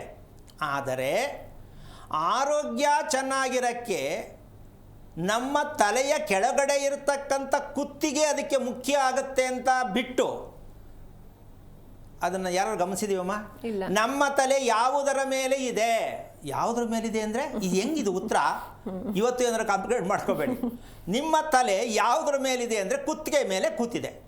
ಈ ಕುತ್ತಿಗೆ ಇದೆಯಲ್ಲ, ಇದು ನಿಮ್ಮ ಪ್ರತಿಯೊಂದಕ್ಕೂ ಉತ್ತರ ಕೊಡೋದಕ್ಕೆ. ನಿಮಗೆ ರೋಗ ಬರಬಾರ್ದು, ನೆಮ್ಮದಿಯಾಗಿರಬೇಕು, ಒಳ್ಳೆ ನಿದ್ದೆ ಬರಬೇಕು, ಕಾಯಿಲೆ ಅನ್ನೋದು ಹತ್ರನೇ ಸುಳಿಬಾರ್ದು. ಇದೆಲ್ಲವನ್ನು ಬೇಡ ಅಂದರೆ ನಿಮ್ಮ ಕುತ್ತಿಗೆಯನ್ನು ನೀವು ಗುರುತಿಸ್ಕೊಳ್ಳದೆ ಬರೇ ಮೆದುಳು ತೋರಿಸ್ಕೊಂಡು, ತಲೆ ತೋರಿಸ್ಕೊಂಡು, ಹೃದಯ ತೋರಿಸ್ಕೊಂಡು ಬರೇ ಮಾತಾಡ್ತಾ ಇದ್ದರೆ ಜೀವನ ಎಲ್ಲ ರೋಗಿಗಳೇ. ಈಗ ಏನು ಅರ್ಥ ಆಯ್ತಮ್ಮ? ತಲೆ ಕುತ್ತಿಗೆ ಮೇಲೆ ಕೂತಿದೆ, ಅದು ಗೊತ್ತು ಸರಿ ರೀ, ಗೊತ್ತೈತೆ ಸರಿ, ಈಗ ಅದನ್ನ ಯಾಕೆ ಗುರ್ತಿಸ್ಕೋಬೇಕು ಅನ್ನೋ ಪ್ರಶ್ನೆ ಬರುತ್ತೆ ಅಲ್ವಮ್ಮ? ಮೆದುಳಿನ ಬಳ್ಳಿ, ಮೆದುಳಿನ ಬಳ್ಳಿ ಅಂದರೆ ಕತ್ತಿನ ಹಿಂಭಾಗ ಮಧ್ಯದಲ್ಲಿ ಒಂಥರ ಓಣಿ ಥರ ಇದೆ, ನೋಡ್ಕೊಳ್ಳಿ, ಹೌದಲ್ಲಮ್ಮ? ಆ ಓಣಿ ಅಂತಕ್ಕಂಥ ವಿಚಾರ ಯಾಕೆಂದ್ರೆ ಅರ್ಥ ಆಗಲಿ ಅಂತ ಹೇಳಿದ್ದೀನಿ. ಅದನ್ನು ಯಾವುದೇ ಒಂದು ವಿಷಯದಲ್ಲಿ ಕೂಡ ನಾವು ಮಾತಾಡಬೇಕಾಗಲಿ, ಕೆಲಸ ಮಾಡಬೇಕಾಗಲಿ, ಪುಸ್ತಕ ಓದಬೇಕಾಗಲಿ, ಯೋಚನೆ ಮಾಡಬೇಕಾಗಲಿ, ಪ್ರತಿಯೊಂದಕ್ಕೂ ತಲೆ ಬಗ್ಗಿಸ್ತೀವ, ನೆಟ್ಕಿಟ್ಕೊಂಡಿರ್ತೀವಮ್ಮ, ಬಗ್ಗಿಸ್ತೀವಿ. ಈಗ ಬೆಳಿಗ್ಗಿಂದ ಸಾಯಂಕಾಲ ತನಕ ನಿಮ್ಮ ಟೈಮ್ನ ಕೌನ್ಸಿಲಿಂಗ್ ಮಾಡ್ಕೊಳ್ಳಿ. ಒಂದು ದಿನದಲ್ಲಿ ಎಷ್ಟು ಗಂಟೆ ಟೈಮು ನಾವು ತಲೆಯನ್ನು ನೇರವಾಗಿ ಎತ್ತಿರ್ತೀವಿ? ಇದಕ್ಕೆ ದಯವಿಟ್ಟು ಯಾರು ಉತ್ತರ ಕೊಡಿ. ಎಷ್ಟು? 24 ಗಂಟೆಯಲ್ಲಿ 6 ಗಂಟೆ ಬಿಟ್ಬಿಡಿ, ಬೇಡ 12 ಗಂಟೆ ಇಟ್ಕೊಳ್ಳೋಣ, 8 ಗಂಟೆ ಸೈಡ್ಗೆ ಹಾಕೋಣ. ಯಾಕೆ? ಅದು ನಮ್ಮ ಕೈಗೆ ಸಿಕ್ಕಲ್ಲ, ನಿದ್ದೆ ಮಾಡಿರ್ತೀವೋ ಏನೋ ಒಂದು ಮಾಡಿರ್ತೀವಿ, ಹೌದಮ್ಮ? ಇನ್ನು 8 ಗಂಟೆ ಕಳೆದ ಮೇಲೆ ಇನ್ನೆಷ್ಟು? 16 ಗಂಟೆ ಉಳೀತು. ಈ 16 ಗಂಟೆಯಲ್ಲಿ ಎಷ್ಟು ನಿಮಿಷಗಳು, ಗಂಟೆಗಟ್ಟಲೆ ಬೇಡ, ಎಷ್ಟು ನಿಮಿಷಗಳು ನಿಮ್ಮ ಕುತ್ತಿಗೆಯನ್ನು ನೇರವಾಗಿ ಇಟ್ಕೊಳ್ಳೋಕ್ಕಾಗಿದೆ ಕೌನ್ಸಿಲಿಂಗ್ ಮಾಡಿ ಒಂದು ದಿನಕ್ಕೆ? ನಿಮ್ಮ ಮಕ್ಕಳು ಎಷ್ಟು ಸಮಯ ಕುತ್ತಿಗೆಯನ್ನು ನೇರವಾಗಿ ಇಟ್ಕೊಂಡು ಇರ್ತಾರೆ ಅನ್ನೋದು ಕೌನ್ಸಿಲಿಂಗ್ ಮಾಡಿ ನೋಡಿ. ಮಗುಗೆ ಏನೆಲ್ಲ ಬಂದಿದೆ ಅನಾರೋಗ್ಯ, ನಿಮಗೇನೆಲ್ಲ ಬಂದಿದೆ ಅನಾರೋಗ್ಯ, ಅಲ್ಲೇ ನೀವೇನೇ ಪೆನ್ನು ಪೇಪರ್ ತಗೊಂಡು ಬರ್ಕೋಬೋದು ಏನೆಲ್ಲ ಅನುಭವಿಸ್ತಾ ಇದ್ದೀನಿ ಅಂತ. ಎಲ್ಲಿದೆ ಇದು? ನಮ್ಮ ಕುತ್ತಿಗೆಯಲ್ಲಿ ನಮ್ಮ ರೋಗ, ನಮ್ಮ ಜೀವನ, ನಮ್ಮ ಆರೋಗ್ಯ, ನಮ್ಮ ನಿದ್ದೆ, ನಮ್ಮ ಕನಸು ಎಲ್ಲವೂ ಕೂಡ, ಭವಿಷ್ಯ ಎಲ್ಲವೂ ಅಡಗಿದೆ ನಮ್ಮ ಕುತ್ತಿಗೆಯಲ್ಲಿ. ಈಗ ಕುತ್ತಿಗೆಗೆ ಏನು ಮಾಡುವುದು? ಪೂಜೆ ಮಾಡುವುದಾ? ನೈವೇದ್ಯ ಮಾಡುವುದಾ? ಏನಮ್ಮ ಏನು ಮಾಡಬೇಕೀಗ? ಎಲ್ಲ ಕುತ್ತಿಗೆಲಿದೆ ಅಂತ ಹೇಳಿದ್ಮೇಲೆ ಈ ಕುತ್ತಿಗೆಗೆ ನಾವೇನು ಮಾಡೋದು? ಪೂಜೆ ಮಾಡೋದಾ? ಮಂತ್ರ ಹೇಳೋದಾ? ಸ್ವಲ್ಪ ಯೋಚನೆ ಮಾಡಿ. ಎಷ್ಟು ಈ ಮಾತನ್ನು ಅರ್ಥ ಮಾಡ್ಕೊಳ್ಳದೆ ಇದ್ದಾಗ ಎಷ್ಟು ಬೇಜವಾಬ್ದಾರಿಯಾದ ವಿಚಾರ ಬರುತ್ತೆ ಗೊತ್ತಾ? ಇದೇನ್ರಿ ಇದು? ಕುತ್ತಿಗೆಗೆ ಏನು ಮಾಡೋದು ನಾವು? ದೇವ್ರು ಕೊಟ್ಟಿರೋದಲ್ವಾ ಅಂತ ಸೈಡ್ಗೆ ಹಾಕಿದ್ರೆ ಅನುಭವಿಸೋರು ಯಾರು? ನಾವೇನೆ. ಆದರೆ ಆ ಕುತ್ತಿಗೆಯನ್ನು ಎಷ್ಟರ ಮಟ್ಟಕ್ಕೆ ನಾವು ಬಳಸ್ಕೊಂಡಿದ್ದೀವಿ ಅಂತ ಅಪ್ಪ ಅಮ್ಮನಿಗೆ ಗೊತ್ತಿರಬೇಕು ಅಲ್ವಮ್ಮ? ಅದು ಗೊತ್ತಿದ್ದ ಮೇಲೆ ಮಕ್ಕಳಿಗೆ ಹೇಳ್ಕೊಡ್ಬೇಕು. ನೀನು ಯಾವಾಗಲೇ ಆಗಲಿ ಕೂತ್ಕೋಬೇಕಾದ್ರೆ ಊಟ ಮಾಡುವಾಗ ಒಂದು ಸಮಯ ಬಿಟ್ಟು ಇನ್ನು ಮಿಕ್ಕದ ಸಮಯದಲ್ಲೆಲ್ಲ ನಿಮ್ಮ ಕುತ್ತಿಗೆಯನ್ನು ಗಮನಿಸಬೇಕಾದದ್ದು ನಿಮ್ಮ ದೇಹದ ಧರ್ಮ ಅಂತ ತಿಳ್ಕೋಬೇಕು. ಅದಕ್ಕೆ ಇವತ್ತೊಬ್ಬರು ಮಾಡ್ರನ್ ಹೀರೋಯಿನ್ ಎಲ್ರಿಗೂ ತುಂಬ ಪರಿಚಯ ಆಗಿರ್ತಕ್ಕಂಥ ಪೇಪರ್ ನೋಡಿ ತುಂಬ ಖುಷಿ ಆಯಿತು ನನಗೆ. ಏನು ಅಂದರೆ ಇವತ್ತು ಪೇಪರ್ ನೋಡಿ ಗೊತ್ತಾಗತ್ತೆ, ನಾನು ನನ್ನ ದೇಹನ ಮಿಷನ್ ಅಂತ ಅನ್ಕೊಂಡ್ಬಿಟ್ಟಿದ್ದೆ. ಹೀರೋಯಿನ್ ಮಾತಾಡಿರೋದು ಗೊತ್ತಾಯ್ತು ಗುರುಜಿ. ಮಿಷನ್ ಅನ್ಕೊಂಡ್ಬಿಟ್ಟಿದೆ. ಈಗ ಗೊತ್ತಾಯ್ತು ನನಗೆ, ಎಲ್ಲೆಲ್ಲೋ ಮುರ್ಕತಾಯ್ತೆ ಈಗ ದೇಹ, ನನಗೆ ದುಡ್ಡು ಬೇಡ, ಈಗ ರೆಸ್ಟ್ ಬೇಕು ಅನ್ನೋದು ಈಗ ಪ್ರಜ್ಞೆ ಬಂತು ಅಂತ ಭಗವಂತನ ಮೇಲೆ ಭಾರ ಹಾಕಿ ಮಾತಾಡ್ತಾ ಹುಡುಗಿ. ಎಷ್ಟು ಅದ್ಭುತವಾದ ವಿಚಾರ ಏನಮ್ಮ? ಹೌದು ಅಲ್ವಾ? ನಾನು ದುಡಿಯೋದೇ ನನ್ನ ಕರ್ತವ್ಯ ಅಂತ ಹಗಲು ರಾತ್ರಿ ದುಡ್ದು ಕೊನೆಗೆ ಇವಾಗ ಡ್ಯಾಮೇಜ್ ಆಯಿತು ನನ್ನ ದೇಹ. ಇವಾಗ ನನಗೆ ದುಡ್ಡು ಕೊಡೋದೇ ಯಾವುದೇ ಕಾರಣಕ್ಕೂ ದುಡ್ಡು ಮುಖ್ಯ ಅಲ್ಲ, ನನ್ನ ದೇಹ ಮುಖ್ಯ. ಈಗ ಅರ್ಥ ಆಯಿತು ಆಕ್ಸಿಡೆಂಟ್ ಆದಾಗ. ಹೀಗೆ ಜೀವನದಲ್ಲಿ ಯಾರಿಗೆ ಆಕ್ಸಿಡೆಂಟ್ ಆಗುತ್ತೋ ಅಲ್ಲಿವರೆಗೂ ಅದು ಸರಿನಾ ಇದು ಸರಿನಾ ಅನ್ನೋ ಮಟ್ಟಕ್ಕೆ ಹೋಗ್ತಿರ್ತೀವಿ. ಒಂದು ಸಲ ಜೀವನದಲ್ಲಿ ಒಂದು ಆಕ್ಸಿಡೆಂಟ್ ಆದರೆ, ಆಕ್ಸಿಡೆಂಟ್ ಅಂದರೆ ರೋಡಲ್ಲಿ ಆಗಬೇಕು ಅಂತಲ್ಲ, ಮನಸ್ಸಿಗೆ ಆಕ್ಸಿಡೆಂಟ್ ಆಗಿ ಏನೋ ಕಳ್ಕೊಂಡ್ರೆ, ದುಃಖದಲ್ಲಿ ಸಿಕ್ಕಾಕ್ಕೊಂಡ್ರೆ, ಆ ಒಂದು ಆಕ್ಸಿಡೆಂಟಿಂದ ನೀವು ಹೊರಗೆ ಬರೋಕ್ಕಾಗಲ್ಲ. ಇದಕ್ಕೆ ಎಚ್ಚರಿಕೆಯನ್ನು ಕೊಡ್ತಕ್ಕಂಥ ಕಾರ್ಯಕ್ರಮ ನಮ್ಮ ಆರೋಗ್ಯ ರಹಸ್ಯ ಕಾರ್ಯಕ್ರಮ. ತಗಲಾಕೋಬೇಡಿ, ಸಿಕ್ಕಾಕೋಬೇಡಿ, ಯೋಚನೆ ಮಾಡಬೇಡಿ, ಅದು ಬಿಟ್ಟು ಹೊರಗೆ ಬನ್ನಿ. ಪ್ರಪಂಚ ವಿಶಾಲವಾಗಿದೆ ಅಂತಕ್ಕಂತಹ ಒಂದು ಜ್ಞಾನವನ್ನು ತೋರಿಸ್ತಕ್ಕಂಥ ಕಾರ್ಯಕ್ರಮ ಆಗಿದೆ. ಇಷ್ಟು ಮೀರಿ ಇನ್ನೇನು ಜಾಸ್ತಿ ಹೇಳೋಕ್ಕಾಗಲ್ಲ. ಇದನ್ನು ಪ್ರತಿಯೊಬ್ಬರು ಅರ್ಥ ಮಾಡಿಕೊಂಡು ಕಾರ್ಯಕ್ರಮವನ್ನು, ಇದೊಂದೇ ವಿಚಾರ ಅಲ್ಲ, ಪೂಜೆ ಮಾಡೋದು, ದೇವಸ್ಥಾನಕ್ಕೆ ಹೋಗೋದು, ನಿಮ್ಮಲ್ಲಿರ್ತಕ್ಕಂಥ ದೇವರನ್ನು ನೋಡೋದು, ಅದರ ಒಂದು ಪ್ರೀತಿ ಎಷ್ಟು ಮಟ್ಟಕ್ಕೆ ನಾವು ಗಳಿಸೋದು, ಗಂಡ ಹೆಂಡತಿ ಕೂತ್ಕೊಂಡು ಮುಖ ನೋಡ್ಕೊಂಡು ಎಷ್ಟು ಪ್ರೀತಿ ಬರಬೇಕು, ಎಷ್ಟು ಮನಸ್ಸಿಗೆ ಖುಷಿ ಕೊಡಬೇಕು, ಇದೆಲ್ಲ ನಮಗೇನು ಗೊತ್ತಿಲ್ಲದೆ ಇರತಕ್ಕಂತಹ ವಿಚಾರ ಆಗೋಗಿದೆ. ಯಾಕೆ ಅಂದರೆ ಇದು ಗೊತ್ತಿರಬೇಕು. ಪ್ರೀತಿ ಅಂತಕ್ಕಂಥದ್ದು ದೇವರಿಗೆ ನಾವು ಕೊಡಬೇಕಾಗಿದ್ದು ಯಾವುದಮ್ಮ? ಪ್ರೀತಿ. ದೇವರ ಮೇಲೆ ಪ್ರೀತಿ. ಈ ಪ್ರೀತಿ ಅಂತಕ್ಕಂಥದ್ದು ಇದ್ದಾಗ ನೀವು ಪೂಜೆ ಮಾಡು ಅಂತ ಹೇಳೇ ಇಲ್ಲ. ಯಾಕೆ ಅಂದರೆ ಮಲಗಿದಾಗ್ಲೂ ಆ ಭಗವಂತನ ಸ್ಮರಣೆ ಮಾಡಿ ಮಲಗಬೇಕು. ಊಟ ಮಾಡುವಾಗಲೂ ಆ ಭಗವಂತನ ಸ್ಮರಣೆ ಮಾಡಿ ಊಟ ಮಾಡಬೇಕು. ಮಾತಾಡಬೇಕಾದ್ರೂ ಭಗವಂತನ ಮಾತನ್ನ ಪ್ರಾರಂಭ ಮಾಡಿ ನಂತರ ಮಾತಾಡಬೇಕು. ಇದು ನಮ್ಮ ದೇಶದ ಧರ್ಮ ಅಂತಕ್ಕಂಥ ವಿಚಾರ ಇದೆ. ನಾವು ಕಲ್ತ್ಕೊಂಡಿರೋದು ಹಾಯ್, ಸಿ ಯು, ಬಾಯ್, ಇದೇ ತಾನೇ ಕಲ್ತಿರೋದು. ಇದು ಕಲ್ತ ಮೇಲೆ ನಿಮಗೆ ಪ್ರಜ್ಞೆ ಹೆಂಗೆ ಬರುತ್ತೆ ಯೋಚನೆ ಮಾಡಿ. ಅದಕ್ಕೊಂದು ಧರ್ಮದಲ್ಲಿ ಒಂದು ಮಾತಿದೆ, ನೀನೇನು ತಪ್ಪು ಮಾಡ್ತೀಯೋ, ಕರ್ಮ ಮಾಡ್ತೀಯೋ, ಮೋಸ ಮಾಡ್ತೀಯೋ, ಏನು ಮಾಡ್ತೀಯೋ ಅದು ನೀನು ಬದುಕಕ್ಕೆ ಮಾಡ್ತೀಯ. ಭಗವಂತ ಕೊಟ್ಟರು ಆಪ್ಷನ್, ಮಾಡಾದ ಮೇಲೆ ಯಾರಿಗೂ ಒಪ್ಪಿಸು, ನನಗೆ ಒಪ್ಪಿಸ್ಬಿಡು. ದೇವ್ರು ಹೇಳೋದು, ನೀನು ಸಫರ್ ಪಡಬೇಡ, ನನಗೆ ಒಪ್ಪಿಸ್ಬಿಡು. ಏನು ಭಗವಂತ ಮಾಡಿದ್ದೀನಪ್ಪ ಅಂತ ಹೇಳಿ ಒಂದ್ಸಲ ಕೃಷ್ಣಾರ್ಪಣಮಸ್ತು ಅಂತ ಹೇಳ್ಬಿಡು, ನಾನು ಒತ್ಕೋತೀನಿ ಆ ಭಾರನ. ಆದರೆ ನಾವು ಹೇಳಕ್ಕೆ ರೆಡಿ ಇದೀನಮ್ಮ. ಯಾವುದೇ ಕೆಲಸ ಮಾಡಪ್ಪ ನೀನು, ಇದನ್ನು ಪ್ರತಿದಿನ ಮಕ್ಕಳಿಗೆ ಹೇಳ್ಕೊಟ್ರೆ ಮಕ್ಕಳು ಎಷ್ಟು ಹೊರಗೆ ಬರ್ತಾರೆ ಸ್ವಲ್ಪ ಯೋಚನೆ ಮಾಡಿ. ದೇವರ ಸ್ಮರಣೆಯನ್ನು ಮಾಡ್ತಕ್ಕಂಥದ್ದು ಯಾವಾಗಲೂ ಪೂಜೆ ಮಾಡುವಂಥ ದೇವರು ಹೇಳಿಲ್ಲ. ಅದಕ್ಕೋಸ್ಕರವಾಗಿ ಪ್ರತಿಯೊಬ್ಬರನ್ನು ಏನಾದ್ರು ತಪ್ಪು ಮಾಡಿದೆ, ತಪ್ಪಿಂದ ಬಾಯಲ್ಲಿ ಮಾತು ಕೆಲವು ಸಲ ತಪ್ಪಾಗಿ ಬಂದ್ಬಿಡತ್ತೆ, ಯಾವ್ಯಾವುದೋ ಮಾತು ಬಂದ್ಬಿಡತ್ತೆ, ಬಾಯಿಂದ ಬರಬಾರ್ದದು. ಬಂದಾಗ ಕೃಷ್ಣ ಅಂತ ಹೇಳಿ ಬಲಗಿವಿಯನ್ನು ಮುಟ್ಕೊಂಡ್ರೆ ಸಾಕು, ಭಗವಂತ ನಿಮಗೆ ಸ್ಮರಣೆಯನ್ನು ಅಲ್ಲೇ ಚಾರ್ಜ್ ಮಾಡ್ತಾನೆ. ಇಲ್ಲ ನಾನು ದೇವ್ರಿಗೆ ಒಪ್ಪಿಸ್ಬಿಟ್ಟಿದ್ದೀನಿ ಹಂಗೆ ಅಂದ್ಬಿಟ್ಟು ಮಾಡೋದೆಲ್ಲ ಮಾಡಿಬಿಟ್ಟು ಒಪ್ಪಿಸ್ತೀನಿ ಅಂತ ದಿನ ಅದೇ ಅಭ್ಯಾಸ ಆಗಬಾರ್ದು. ಕರ್ತವ್ಯ ಕರ್ಮ, ನಾವೇನು ಮಾಡ್ತೀವೋ ಅದು ಕರ್ತವ್ಯ ಮಾಡಲೇಬೇಕು. ಅದು ಬೇರೆಯವ್ರಿಗೆ ತಪ್ಪೋ ಸರಿಯೋ ಗೊತ್ತಿಲ್ಲ, ಅದು ದೇವರು ಸರಿಯೋ ತಪ್ಪೋ ಗೊತ್ತಿಲ್ಲ, ಮಾಡಿಬಿಟ್ಟಿದ್ದೇನಪ್ಪ ಭಗವಂತ ಗೊತ್ತಿಲ್ಲ. ಹಾಗಾಗಿ ಇದನ್ನೆಲ್ಲ ನಾವು ಯಾವತ್ತು ನಾವು ತಿಳ್ಕೊಳ್ತೀವೋ ಆವತ್ತು ನಮಗೆ ಮಾನಸಿಕ ರೋಗವಾಗಿ ಹೋಗ್ತಾ ಇರ್ತಕ್ಕಂತಹ ಒಂದು ವಿಚಾರ ಹೋಗುತ್ತೆ. ಇದಕ್ಕೆ ಸಿಂಪ್ಟಮ್ಸ್ ಏನು, ನಮಗೆ ಈ ರೋಗ ಹೋಗಿದೆಯಾ ಇಲ್ವಾ ಅಂತ ಸಿಂಪ್ಟಮ್ಸ್ ಬೇಕಲ್ಲಮ್ಮ. ಯಾರಿಗೆ ಅವಾಗವಾಗ ತಲೆನೋವು ಬರುತ್ತೆ, ಯಾರಿಗೆ ಅವಾಗವಾಗ ಕಾಲು ನೋವು ಬರುತ್ತೆ, ಈ ಕಾಲು ನೋವು ತಲೆನೋವು ನಿಮ್ಗಿದೆ ಅಂದರೆ ತಿಳ್ಕೊಂಬಿಡಿ ನೀವು ಮಾನಸಿಕ ರೋಗಿಗಳೇ.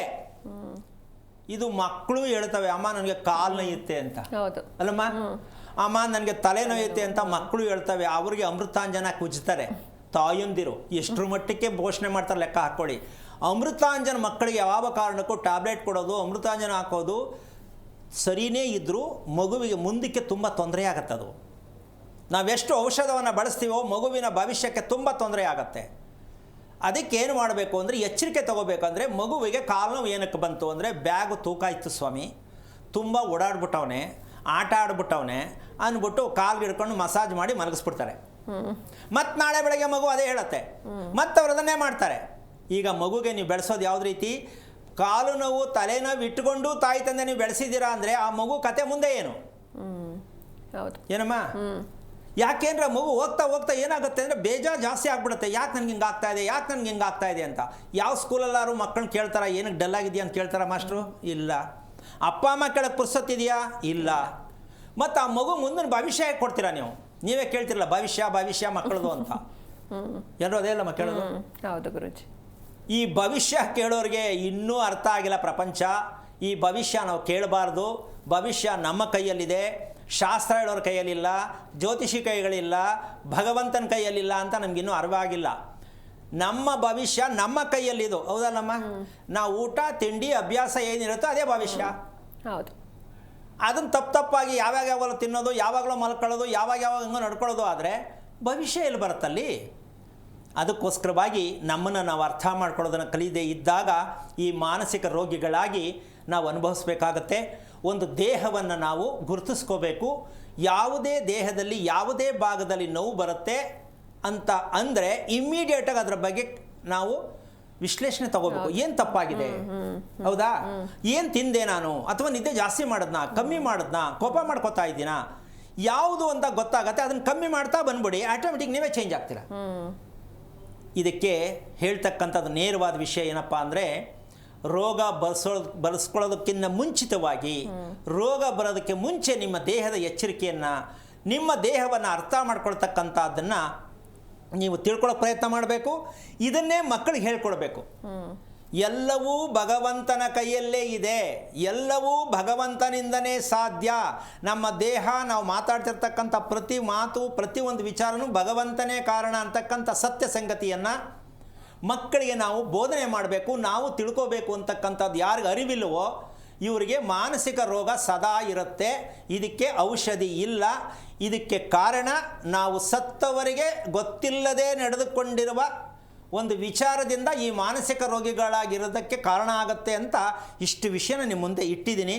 ಕೆಲವರು ಒಂದು ಸಲ ಯೋಚನೆ ಮಾಡಿ, ಹೌದಲ್ವಾ ನಾವೆಷ್ಟು ತಪ್ಪು ಮಾಡ್ತಾ ಇದ್ದೀವಿ ಅಂತ, ನಮಗೇನೂ ಅರ್ಥ ಆಗಿಲ್ಲ, ನಮಗೇನೂ ಗೊತ್ತಾಗಿಲ್ಲ, ನಾವು ಬದುಕ್ತಾ ಇದ್ದೀವಿ ಅಂದರೆ ಈ ಥರ ಮನಸೋ ಇಚ್ಛೆ ಮಾತಾಡೋದು, ಕೋಪ ಬರೆಸ್ಕೊಳ್ಳೋದು ಇದು ಜೀವನ ಅಲ್ಲ. ಮಾನಸಿಕವಾಗಿ ಮನಸ್ಸಿಗೆ ಒಂದು ಔಷಧಿಯನ್ನು ಕೊಡೋದು ನೀವೇ ಆಗಿರಬೇಕು, ಅದು ಯಾರು ಕೊಡೋಕ್ಕಾಗಲ್ಲ. ಈ ಸತ್ಯವನ್ನು ಪ್ರತಿದಿನ ಕಾರ್ಯಕ್ರಮದಲ್ಲಿ ಹೇಳ್ತಾನೆ ಇರ್ತೀನಿ, ಅರ್ಥ ಮಾಡ್ಕೊಳ್ಳಿ. ಅಂತಹ ಸಂದರ್ಭ ಬಂದಾಗ ಇಲ್ಲ ನಾವು ಇದರ ಬಗ್ಗೆ ಮಾತಾಡಬೇಕು, ತಿಳ್ಕೋಬೇಕು ಅನ್ನೋದಾದರೆ ಎದುರುಗಡೆನೇ ಬಂದರೆ ನಾನು ಸ್ವಾಗತ ಮಾಡ್ತೀನಿ. ಕೂತು ಮಾತಾಡೋಣ, 4 ಜನಕ್ಕೆ ಅರ್ಥ ಆಗಲಿ. ಯಾರು ಏನು ತಿಳ್ಕೊಂಡಿದ್ದಾರೆ ಅನ್ನೋದು ಮುಖ್ಯ ಅಲ್ಲ, ನಾವು ಸಮಾಜಕ್ಕೆ ಏನು ಕೊಡ್ತಾ ಇದ್ದೀವಿ ಅನ್ನೋದು ಮುಖ್ಯ. ಪ್ರತಿಯೊಬ್ಬರಲ್ಲೂ ಬರಬೇಕು ಅಂತಕ್ಕಂಥದ್ದೇ ನಮ್ಮ ಕೋರಿಕೆ ಅಂತ. ಈಗ ಮುಂದೆ ಅಮ್ಮ ಗುರುಜಿ ಒಬ್ರು ಕಾಲರ್ ಇದ್ದಾರೆ, ಉಷಾ ಅಂತ ಬೆಂಗಳೂರಿಂದ, ಮಾತಾಡ್ಸೋಣ. ನಮಸ್ತೆ. ನಮಸ್ತೆ. ಯಾರ ಬಗ್ಗೆ ಕೇಳಬೇಕಿತ್ತು? ಮೇಡಮ್ ನನ್ನ ಬಗ್ಗೆ ನಿಮ್ಮ ನಕ್ಷತ್ರ ಹೇಳಿಮ್ಮ. ಪುಷ್ಯ ನಕ್ಷತ್ರ. ಪುಷ್ಯ ನಕ್ಷತ್ರ. ಓಕೆ, ಗುರುಜಿ ಇದ್ದಾರೆ, ಮಾತನಾಡಿ. ಹಲೋ. ಹಲೋ, ಹರಿ ಓಂ ಗುರುಗಳೇ. ನಾರಾಯಣ. ಹೇಳಿಮ್ಮ, ಯಾರು ನಿಮ್ಮದೇನಾ ಪುಷ್ಯ ನಕ್ಷತ್ರ? ಹಾಂ ಹೌದು ಗುರುಗಳೇ. ಹೇಳಿ, ಏನು ಬೇಕಾಗಿತ್ತು? ಗುರುಗಳೇ, ನೀವು ಹೇಳ್ದಾಗೆ ನನಗೆ ತುಂಬಾ ಮಾನಸಿಕ ಸಮಸ್ಯೆ ಇದೆ. ಅದಕ್ಕೆ ನಾನು ಏನ್ ಮಾಡ್ಬೇಕಂತ ಅಂದ್ರೆ ನನಗೆ ಗೊತ್ತಾಗಿದ್ದೆ ನನಗೆ 2 ಮಕ್ಕಳಾದ್ಮೇಲೆ ಗುರುಗಳೇ. ಇದು ಇದೆಯಾ ಅಂತ? ಈ ತರ ಮಾನಸಿಕ ಸ್ಥಿತಿ ನನಗೆ ಓಕೆ, ಗೊತ್ತೇ, ಹೇಳಿ ಹೇಳಿ. ನಾನು ಅಂದ್ರೆ ನನಗೆ ಜೀವನ ನನ್ನ ಮಕ್ಕಳನ್ನ ನಿಭಾಯಿಸಕ್ಕಾಗ್ಲಿ, ಸಂಸಾರದಲ್ಲಿ ಮೇಂಟೈನ್ ಮಾಡೋದಾಗ್ಲಿ, ಇದೆಲ್ಲ ನಂಗೆ ತುಂಬಾ ಕಷ್ಟ ಅನ್ನಂಗೆ ಆಗ್ತಿದೆ ಗುರುಗಳೇ. ಅದ್ರಲ್ಲೂ ಇದ್ದಿದ್ರಲ್ಲಿ ಈಗ ನಾನು ಹೇಗೋ ನೀವ್ ಹೇಳೋ ಕೆಲವೊಂದು ಸಲಹೆ ಎಲ್ಲ ತಗೊಂಡು ನಾನು ದೇವ್ರದ್ದು ಒಂದು ಪೂಜೆ ಮಾಡ್ಕೊಂಡು ಏನೋ ಇದ್ದಿದ್ರಲ್ಲಿ ಮೇಂಟೈನ್ ಮಾಡ್ತಾ ಇದ್ದೀನಿ ಗುರುಗಳೇ. ಇದಕ್ಕೆ ಏನು ಆದ್ರೆ ಇವಾಗ ಇದಕ್ಕೆ ಪ್ರಶ್ನೆ ಏನು ನಿಮ್ಗೆ? ಇದು ನನಗೆ ಯಾಕೆ ನಾನು ಅನುಭವಿಸ್ಬೇಕಿದನ್ನ ಅಂತನಾ? ನನಗೆ ಯಾಕೆ ಇದು ನನ್ನೊಬ್ಳಿಗೆ, ನನ್ಗೆ ನನ್ನ ತಮ್ಮನಿಗೂ ಇದೆ ಗುರುಗಳೇ. ಅವನಿಗಾದ್ರೆ ಮದ್ವೆನೇ ಆಗಿಲ್ಲ, ಹೇಗೋ ಅಪ್ಪ ಅಮ್ಮನ ಜೊತೆ ಇದ್ದಾನೆ. ಆದ್ರೆ ಇಲ್ಲಿ ನಾನಾದ್ರೆ ಮದ್ವೆ ಆಗ್ಬಿಟ್ಟಿದೀನಿ. ಅಣ್ಣ ತಮ್ಮನ ಮಕ್ಕಳ ಜೊತೆ ಮೇಂಟೈನ್ ಮಾಡ್ಬೇಕು, ಗಂಡನ ಜೊತೆ ಮೇಂಟೈನ್ ಮಾಡ್ಬೇಕು. ಈಗ ನೋಡಿ, ಪ್ರಶ್ನೆ ನಿಮ್ಮ ತಮ್ಮನಿಗೆ ಮದುವೆ ಆಗಿಲ್ಲ, ನಿಮಗೆ ಮದುವೆ ಆಗಿದೆ. ಅಲ್ಲೂ ಏನೂ ಇಲ್ಲ, ಇಲ್ಲೂ ಏನೂ ಇಲ್ಲ, ಎರಡೂ ಕೂಡ ಬರ್ಡಾನೆ, ಹೌದಲ್ವಾ?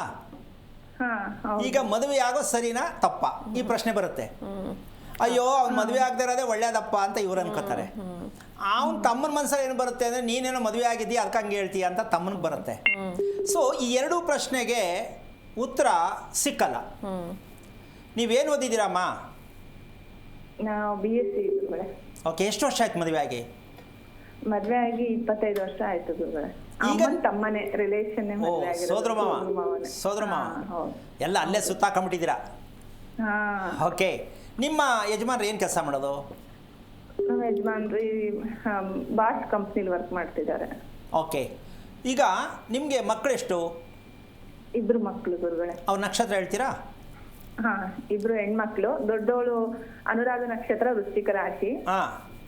ಎರಡನೇವಳು ಉತ್ತರಾಭದ್ರ ನಕ್ಷತ್ರ, ಮೀನ ರಾಶಿ. ಇದರಲ್ಲಿ ತುಂಬ ಹೈ ಸ್ಪೀಡ್ ಜಾಸ್ತಿ ಇದ್ದಾಳೆ ಅಂತ ಚಿಕ್ಕವಳಿಗೆ ಒಪ್ಕೋಬೋದಾ ನೀವು? ಹೌದು ಗುರುಗಳೇ. ದೊಡ್ಡವಳು ನೋಡೋದ್ರೊಳಗಡೆ ಇವಳು ಹೋಗಿ ಬಂದ್ಬಿಟ್ಟಿರ್ತಾಳೆ. ಹೌದು. ಈಗ ನೀವೇನು ಅನ್ಕೋತೀರಾ? ತುಂಬ ಸ್ಪೀಡ್ ಇದ್ದಾಳೆ, ತುಂಬ ಚುರುಕಿದ್ದಾಳೆ ಅನ್ಕೋತೀರಾ? ಹೌದಲ್ಲ? ಹೌದು. ದೊಡ್ಡವಳು ಸ್ವಲ್ಪ ತುಂಬಾ ಮೆತ್ತೆ ಇದ್ದಾಳೆ, ಸಾಫ್ಟ್ ಇದ್ದಾಳೆ. ಚಿಕ್ಕವಳು ಸ್ವಲ್ಪ ಪರವಾಗಿಲ್ಲ, ಇದಾಗಿದ್ದಾಳೆ ಅನ್ಕೊಂಡು. ಈಗ ಯಾಕೆ ಈ ವಿಚಾರ ಹೇಳ್ತೀನಿ ಅಂದರೆ, ನೀವು ನಿಮ್ಮ ಯಜಮಾನ್ರ ಮನೆ ಎಷ್ಟು ವರ್ಷದ್ದು ನೀವು ವಾಸ ಮಾಡ್ತಾ ಇರೋದು? ಗುರುಗಳೇ, ನಮ್ಗೆ ನಾವೀಗ 1 ತಿಂಗಳಾಯ್ತು ಮನೆ ಯೋಗನೆ. ಹಲೋ, ಮನೆ ಯೋಗ ಹೇಳಿ. ಮನೆ ಯೋಗನೇ ಕೂಡ್ ಬರ್ತಿಲ್ಲ ಗುರುಗಳೇ. ಅದೇ ನಮ್ಮ ಮನೆಗೆ ನನ್ಗೂ ಯಾವಾಗ್ಲೂ ಕ್ಲಾಶಸ್ ಆಗುತ್ತೆ. ಎಷ್ಟೇ ಕಷ್ಟಪಟ್ರು ನಾವು ಮನೆ ಕಟ್ಟಕ್ ಆಗ್ತಿಲ್ಲ. ಓಕೆ, ಎಲ್ಲದಕ್ಕಿಂತ ಹೆಚ್ಚಾಗಿ ಒಂದು ಪ್ರಶ್ನೆ ಕೇಳ್ತೀನಮ್ಮ. ನಿಮ್ಮ ಹೊಟ್ಟೆ ನಿಮ್ಮ ಮಾತು ಕೇಳುತ್ತಿದೆಯಾ? ಈ ಪ್ರಶ್ನೆ ಹಾಕೊಳ್ಳಿ ಸಾಕು. ಇಲ್ಲ ಗುರುಗಳೇ, ಸಮಸ್ಯೆ ಇದೆ. ಇತ್ತೀಚೆಗೆ ನನಗೆ ಆರೋಗ್ಯ ಒಂದ್ ನಿಮಿಷ ವಿಷಯಕ್ಕೆ ಬರ್ತೀನಿ. ಮನುಷ್ಯನಿಗೆ ಹೊಟ್ಟೆ ಯಾವಾಗ ಕೆಡ್ತು ದೇಹದ ಎಲ್ಲ ಭಾಗಗಳಿಗೂ ತೊಂದರೆ. ಮೊದಲನೇದಾಗಿ ಮೆದುಳು ತುಂಬ ರಜೆ ತಗೊಂಡ್ಬಿಡುತ್ತೆ. ಏನು ಮಾಡೋದು, ಇವಳು ಯಾವ ಥರ ಮ್ಯಾನೇಜ್ ಮಾಡಲಿ ಅಂತ ಯೋಚನೆ ಮಾಡೋ ಮಟ್ಟಕ್ಕೆ ಮೆದುಳು ಹೊಟ್ಟೋಗುತ್ತೆ. ಯಾವಾಗ ಹೊಟ್ಟೆ ಕೆಟ್ಟಾಗ, ಹೊಟ್ಟೆ ಕೆಟ್ಟಿದೆ ಅಂದರೆ ಏನು ಅಂದರೆ ಜೀರ್ಣಕ್ರಿಯೆ, ಇನ್ನೇನು ಅಲ್ಲ, ಸಮಸ್ಯೆ ಅಲ್ಲ, ರೋಗ ಅಲ್ಲ ಅದು. ಮನುಷ್ಯನಿಗೆ ಜೀರ್ಣಕ್ರಿಯೆ ಚೆನ್ನಾಗಿರ್ಬೇಕಾ ಬೇಡವಮ್ಮ? ಹೌದು, ಚೆನ್ನಾಗಿರ್ಬೇಕು ಗುರುಗಳೇ. ಈಗ ಇದು ನನಗೆ ಸ್ವಲ್ಪ ಕೈ ಕೊಡ್ತಾ ಇದೆ, ವ್ಯತ್ಯಾಸ ಆಗ್ತಾ ಇದೆ ಅಂತ ಗೊತ್ತಾಗಿದೆಯಮ್ಮ ನಿಂಗೆ? ಹೌದು ಗುರುಗಳೇ, ಅದು ನನಗೆ ಜೀರ್ಣಕ್ರಿಯೆ ಸಮಸ್ಯೆ ತುಂಬಾ ಅನಿಸ್ತದೆ. ಅಲ್ವಾ? ಈಗ ಲೆಕ್ಕ ಹಾಕೊಳ್ಳಮ್ಮ, BSc ಓದಿದೆಯಾ? ಇದೇನಾದ್ರು ಸಬ್ಜೆಕ್ಟ್ ಅಲ್ಲಿ ಇತ್ತಾ BSc ಇಲ್ಲ? ಇಲ್ಲ ಗುರುಗಳೇ. Okay. ಈಗ ನಿಮ್ಮ ಜೀವನಕ್ಕೂ ಏನು ಇಲ್ಲ ಗುರುಗಳೇ. ಆದ್ರೂ ನಾವು ಓದೋದು ಬಿಟ್ಟೇ ಇಲ್ವಲ್ಲ? ಅಲ್ಲ, ಓದೋದು ತಪ್ಪಲ್ಲ, ಅಂದ್ರೆ ತಿಳ್ಕೊಳ್ಳದೆ ಇರ್ತಕ್ಕಂಥ ತಪ್ಪು ಅಲ್ವಾ? ಹೌದು. ಈಗ ನಿಮ್ಮ ಹೊಟ್ಟೆಯಲ್ಲಿ ಇರ್ತಕ್ಕಂಥ ಸಮಸ್ಯೆ ಅಂತಕ್ಕಂಥದ್ದು ನಿಮ್ಮ ದೊಡ್ಡ ಮಗಳು ಆಲ್ರೆಡಿ ಅನುಭವಿಸ್ತಾ ಇದ್ದಾಳೆ. ಹೌದು ಗುರುಗಳೇ, ಅದೇ ನನಗೆ ಬೇಜಾರು, ನನ್ನಿಂದನೇ ಬಂದ್ಬಿಡ್ತಾ ಅವಳಿಗುನು ಅಂತ. ಈಗ ಹಂಗನ್ಬಿಟ್ಟು ಬೇಜಾರು ಮಾಡ್ಕೊಂಡು ಸುಮ್ಮನೆ ಹಂಗೆ ಮಗು ಬೆಳೆಸೋದಾ? ಇಲ್ಲ ಗುರುಗಳೇ, ಏನ್ ಹೇಳಿದ್ರು ನಾವ್ ಹೇಳಿದ್ ಕೇಳಲ್ಲ, ಏನು ಒಂದು ನಿಮಿಷ ಮಾಡಲ್ಲ. ಬರ್ತೀನಿ. ಎಷ್ಟು ವಯಸ್ಸು ಮಗಳಿಗೆ? ಅವಳಿಗೆ ಗುರುಗಳೇ ಇವಾಗ 18 ವರ್ಷ ನಡೀತಾ ಇದೆ, 17 ತುಂಬಿ. ನೋಡಿ, ಅವಳು ಇಂಡಿಯಾನೇ ಬೇಕಾದ್ರೆ ಮಾರ್ಬಿಡ್ತಾಳೆ, ಅಷ್ಟು ಮೈಂಡ್ ಸೆಟ್ ಇದೆ. ಹೌದು. ಇಂಡಿಯಾ ದೇಶನೇ ಮಾರ್ಬಿಟ್ಟು ದೇಶ ಯಾವ್ದಾದ್ರು ದುಡಿಸ್ಕೊಂಡ್ಬಿಡ್ತಾಳೆ ಅಂತ ಪತಂಗ ನಕ್ಷತ್ರ ಅನುರಾಧ. ಏನಾರು ಆಗಲಿ ನನಗೆ ಏನು ಬೇಕಾದ್ರೆ ಸಿಕ್ಬಿಟ್ಟು ಸರಿ. ಆದರೆ ಒಂದೇ ಸಲ ಉಲ್ಟಾ, ಜೀವನದಲ್ಲಿ ಏನು ಸಿಕ್ಕಲ್ಲ, ಬರೀ ಪರದಾಟನೇ ಅಷ್ಟೇ. ಕಾರಣ ಯಾಕಂದರೆ ಆ ನಕ್ಷತ್ರಕ್ಕೆ ಪೂರ್ಣವಾಗಿ ರಾಶಿ ನಕ್ಷತ್ರ ಬಗ್ಗೆ ಮಾತಾಡೋಕೆ ಹೋದಾಗ ಶನೇಶ್ವರ ಸ್ವಾಮಿ ನಿಮ್ಮ ಮನೆಯಲ್ಲಿ ಸದಾ ಅವಳು ಯಾವಾಗ ನಿಮ್ಮ ಹೊಟ್ಟೆಗೆ ಬಂದ್ಲೋ, ನಿಮ್ಮ ಗರ್ಭ ವ್ಯವಸ್ಥೆಗೆ ಯಾವಾಗ ಮಗು ಎಂಟ್ರಿ ಆಯಿತೋ ಆ ದಿನವೇ ನಿಮ್ಮ ಮನೆಗೆ, ನಿಮ್ಮ ಕುಟುಂಬಕ್ಕೆ ಶನೇಶ್ವರ ಸ್ವಾಮಿ ಎಂಟ್ರಿ. ಏನದು ಅಂದರೆ ಅವ್ರು ಬಂದು ಕೂತಿದ್ದಾರೆ ಅಂತಲ್ಲ, ಭಯ, ಆತಂಕ, ದುಃಖ, ಬೇಜಾರು, ನಿದ್ದೆ ಬರಲ್ಲ, ನಿದ್ದೆ ಮಾಡೋಕ್ಕೋರೆ ಕನಸು ಬೀಳುತ್ತೆ. ಹೌದು ಗುರುಗಳೇ. ಈಗ ಈ ನಿದ್ದೆ ಮಾಡೋಕ್ಕೂ ಕೊಡಮ್ಮ, ಅಲ್ಲೂ ಶಿಕ್ಷೆನೆ. ಪೂರ್ಣ ನಿದ್ದೆ ಮಾಡೋಕ್ಕೆ ಬಿಡಲ್ಲ, ಬರೋ ಕೆಟ್ಟ ಕೆಟ್ಟ ಕನಸು ಬೀಳುತ್ತೆ ಅಂತ ಎದ್ದು ಕೂತ್ಕೊಂಡ್ಬಿಡ್ತಾರೆ, ಭಯ ಬೀಳ್ತಾರೆ. ಯಾಕೆ ಅಂದರೆ ಯಾರಿಗೆ ಕನಸು ಬೀಳ್ತಾ ಇರುತ್ತೆ ನಿಮಗೆ ಶಿಕ್ಷೆ. ಯಾವುದು? ನಿಮ್ಮ ಮನಸ್ಸಿಗೆ ನೀವು ಕೊಡ್ತಾ ಇದ್ರಲ್ಲ ನೋವು, ಅದು ನಿಮಗೆ ಕನಸಿನ ಮೂಲಕವಾಗಿ ಶಿಕ್ಷೆ ಕೊಡ್ತಾ ಇದೆ ಅಂತ ಯಾರಿಗೂ ಅರ್ಥ ಆಗಿಲ್ಲ. ಕೆಟ್ಟ ಕನಸು ಬೀಳ್ತದೆ, ಬೇಡದಿರೋ ಕನಸು ಬೀಳ್ತದೆ ರೀ, ಅದು ನಿಮ್ಮ ಮನಸ್ಸೇ ರೀ. ನಿಮ್ಮ ಮನಸ್ಸೇ ರಿಪೀಟ್ ಆಗಿ ಪಿಕ್ಚರ್ ತೋರಿಸುತ್ತದು. ನಿಮ್ಮ ಮನಸ್ಸು ಏನಾಗಿದೆ? ದ್ವೇಷ, ಕೋಪ, ಆವೇಶ, ಬೇಜಾರು, ಇದೆಲ್ಲವೂ ನಿಮ್ಮ ಮನಸ್ಸಲ್ಲಿ ತುಂಬೋಗಿದೆ.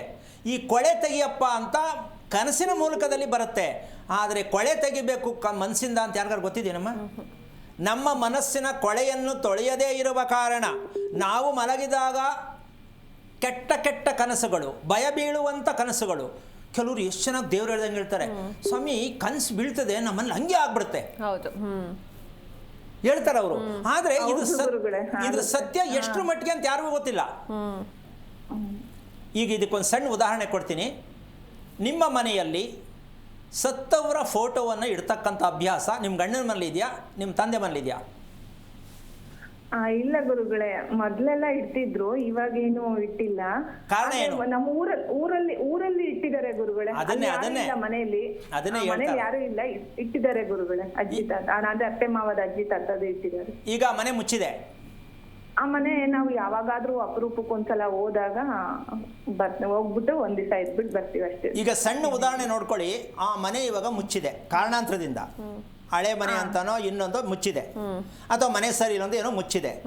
ಈಗ ಸತ್ತವ್ರ ಫೋಟೋ ಆ ಮನೇಲಿ ಇರಬೇಕಾದ್ರೆ ಈಗ ಹೋಗಿ ಬೀಗ ಬಿಚ್ಚಿದ ತಕ್ಷಣ ಆ ಫೋಟೋ ಕಂಡ ತಕ್ಷಣ ಮನೆಗೆ 2 ನಿಮಿಷ ಕುತ್ಕೊಳ್ಳೋಕ್ಕಾಗಲ್ಲ, ಬೇಜಾರಾಗತ್ತೆ. ತಾಯಿ ಹೌದಾ ಅಲ್ವಾ?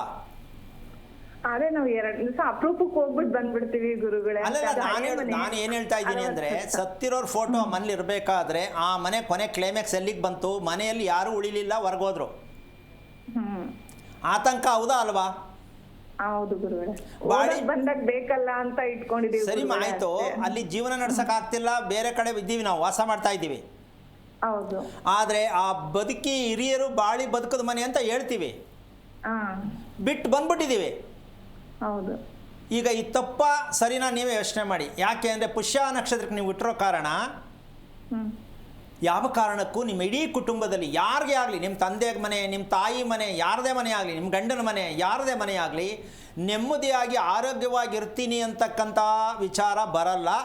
ಬಾಯಲ್ಲಿ ಬರೋ ಮಾತು ಏನು ಅಂದರೆ, ಈ ಜೀವನ ಯಾರಿಗೆ ಬೇಕು, ಈ ಹೆಂಡತಿ ಯಾರಿಗೆ ಬೇಕು, ಈ ಗಂಡ ಯಾರಿಗೆ ಬೇಕು, ಈ ಸಂಸಾರ ಯಾರಿಗೆ ಬೇಕು, ಎಲ್ಲರ ಬಾಯಲ್ಲೂ ಇದೇ ಮಾತು ಬರುತ್ತೆ. ಏನು ಹೇಳ್ತೀರಾ ತಾಯಿ? ಹೌದು ಗುರುಗಳೇ, ಹೌದು. ಯಾಕೆ ಇಷ್ಟೊಂದು ವಿಚಾರವನ್ನು ವಿಶ್ಲೇಷಣೆ ಮಾಡ್ತಾ ಇದ್ದೀನಿ ಅಂದರೆ, ಸತ್ತವ್ರ ಫೋಟೋ ಮನೇಲಿ ಇಡಲೇಬೇಕು ಅಂತ ಕೆಲವು ಜ್ಞಾನಿಗಳು ಮಾತಾಡ್ತಾ ಇದ್ದಾರೆ, ಅದಕ್ಕೆ ಅರಿವಾಗಲಿ ಅಂತ ತೋರಿಸ್ತಾ ಇದ್ದೀನಿ.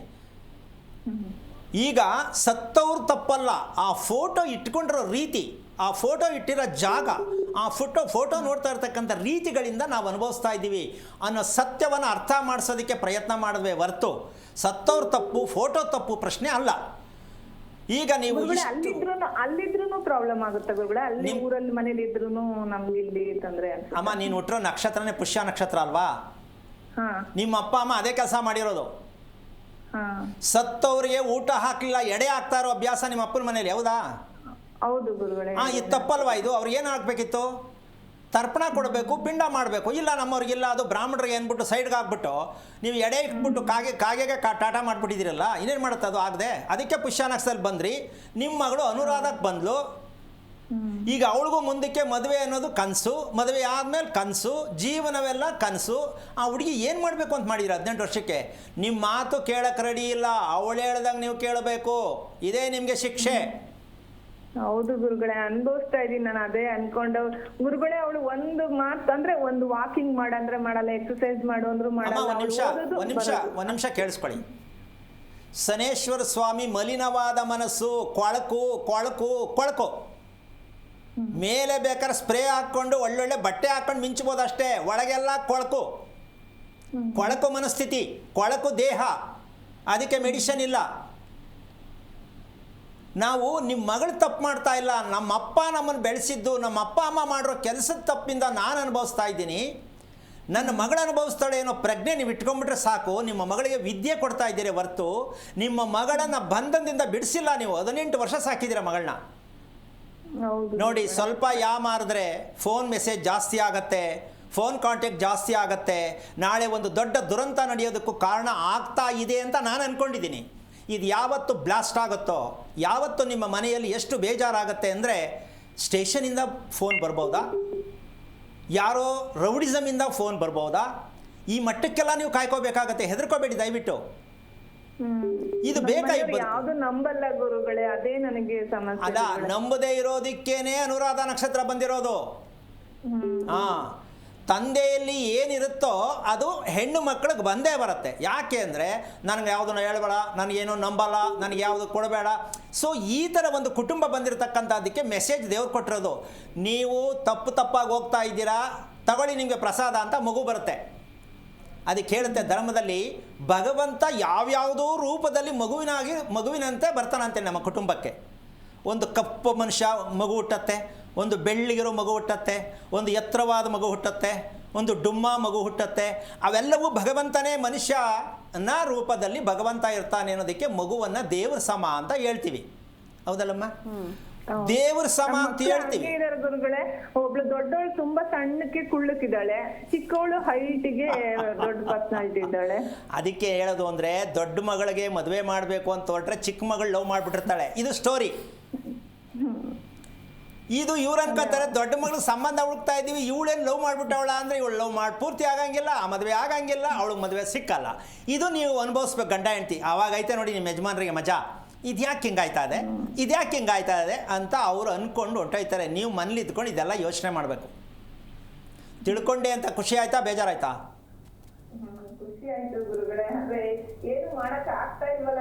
ಒಂದು ನಿಮಿಷ, ಏನು ಮಾಡಬೇಕು ಅಂತ ಕೇಳಲೇ ಇಲ್ವಲ್ಲ ನೀವು? ಏನು ಮಾಡಬೇಕು ಅಂತ ಕೇಳಲಿಲ್ಲ. ಅನುರಾಧ ನಕ್ಷತ್ರಕ್ಕೆ ನನ್ನ ಮಗಳು ನನ್ನ ಹೊಟ್ಟೆಯಲ್ಲಿ ಹುಟ್ಟುವುದಕ್ಕೆ ಕಾರಣ ನಂಬರ್ 1, ಅವಳ ದೇಹ ಸ್ಥಿತಿ ಏನಾಗಿದೆ, ಅವಳ ಮನಸ್ಥಿತಿ ಏನಾಗಿದೆ, ಅವಳು ಆಲ್ರೆಡಿ ಯಾವ ರಸ್ತೆಯಲ್ಲಿ ಹೋಗುತ್ತಿದ್ದಾಳೆ, ಯಾವ ರಸ್ತೆಯನ್ನು ತಲುಪುತ್ತಾಳೆ, ಇದನ್ನು ಸತ್ಯವಾಗಿ ತಿಳ್ಕೊಳ್ಳುವಂಥ ವಿಚಾರ ಅನುರಾಧ ನಕ್ಷತ್ರ. Danger danger danger. ದಿನಕ್ಕೊಂದು ಮದುವೆ ಯಾರಿಗೆ ಅಂದರೆ ಅನುರಾಧ ನಕ್ಷತ್ರಕ್ಕೆ. ಇದನ್ನು ನೇರವಾಗಿ ಚಾಲೆಂಜ್ ಮಾಡಿ ಹೇಳ್ತೀನಿ. ಪ್ರತಿದಿನ ಒಂದೊಂದು ಮದುವೆ ಬೇಕು. ಈ ಅನುರಾಧ ನಕ್ಷತ್ರ ಅಂತ ಕಿತ್ತೋದ ನಕ್ಷತ್ರ ಇದು. ಅಂದ್ರೆ ಮನಸ್ಥಿತಿ ಸರಿ ಇರಲ್ಲ ಅಂತ ಗುರುಗಳೇ. ಹುಚ್ಚು ಮನಸ್ಥಿತಿ. ಅನುರಾಧ ಹುಚ್ಚು. ಬೆಳಿಗ್ಗೆ ಅಂತ ಇಲ್ಲ, ಮಧ್ಯಾಹ್ನ ಅಂತ ಇಲ್ಲ, ಬೆಳಿಗ್ಗೆ ಅಂತಿದ್ದಂಗೆ 15 ಥರ ಕ್ವಾಲಿಟಿ ಮನಸ್ಸು ಬರುತ್ತೆ. ಅದು ಯಾವುದು ಅಂತ ತಗೊಳ್ಳೋದು ಕಂಟ್ರೋಲ್ ಮಾಡೋಕ್ಕೆ ಆಗಲ್ಲ. ಅದಕ್ಕೆ ಹುಚ್ಚು ಮನಸ್ಥಿತಿ ಯಾವುದು ಅಂದರೆ ಅನುರಾಧ ನಕ್ಷತ್ರ.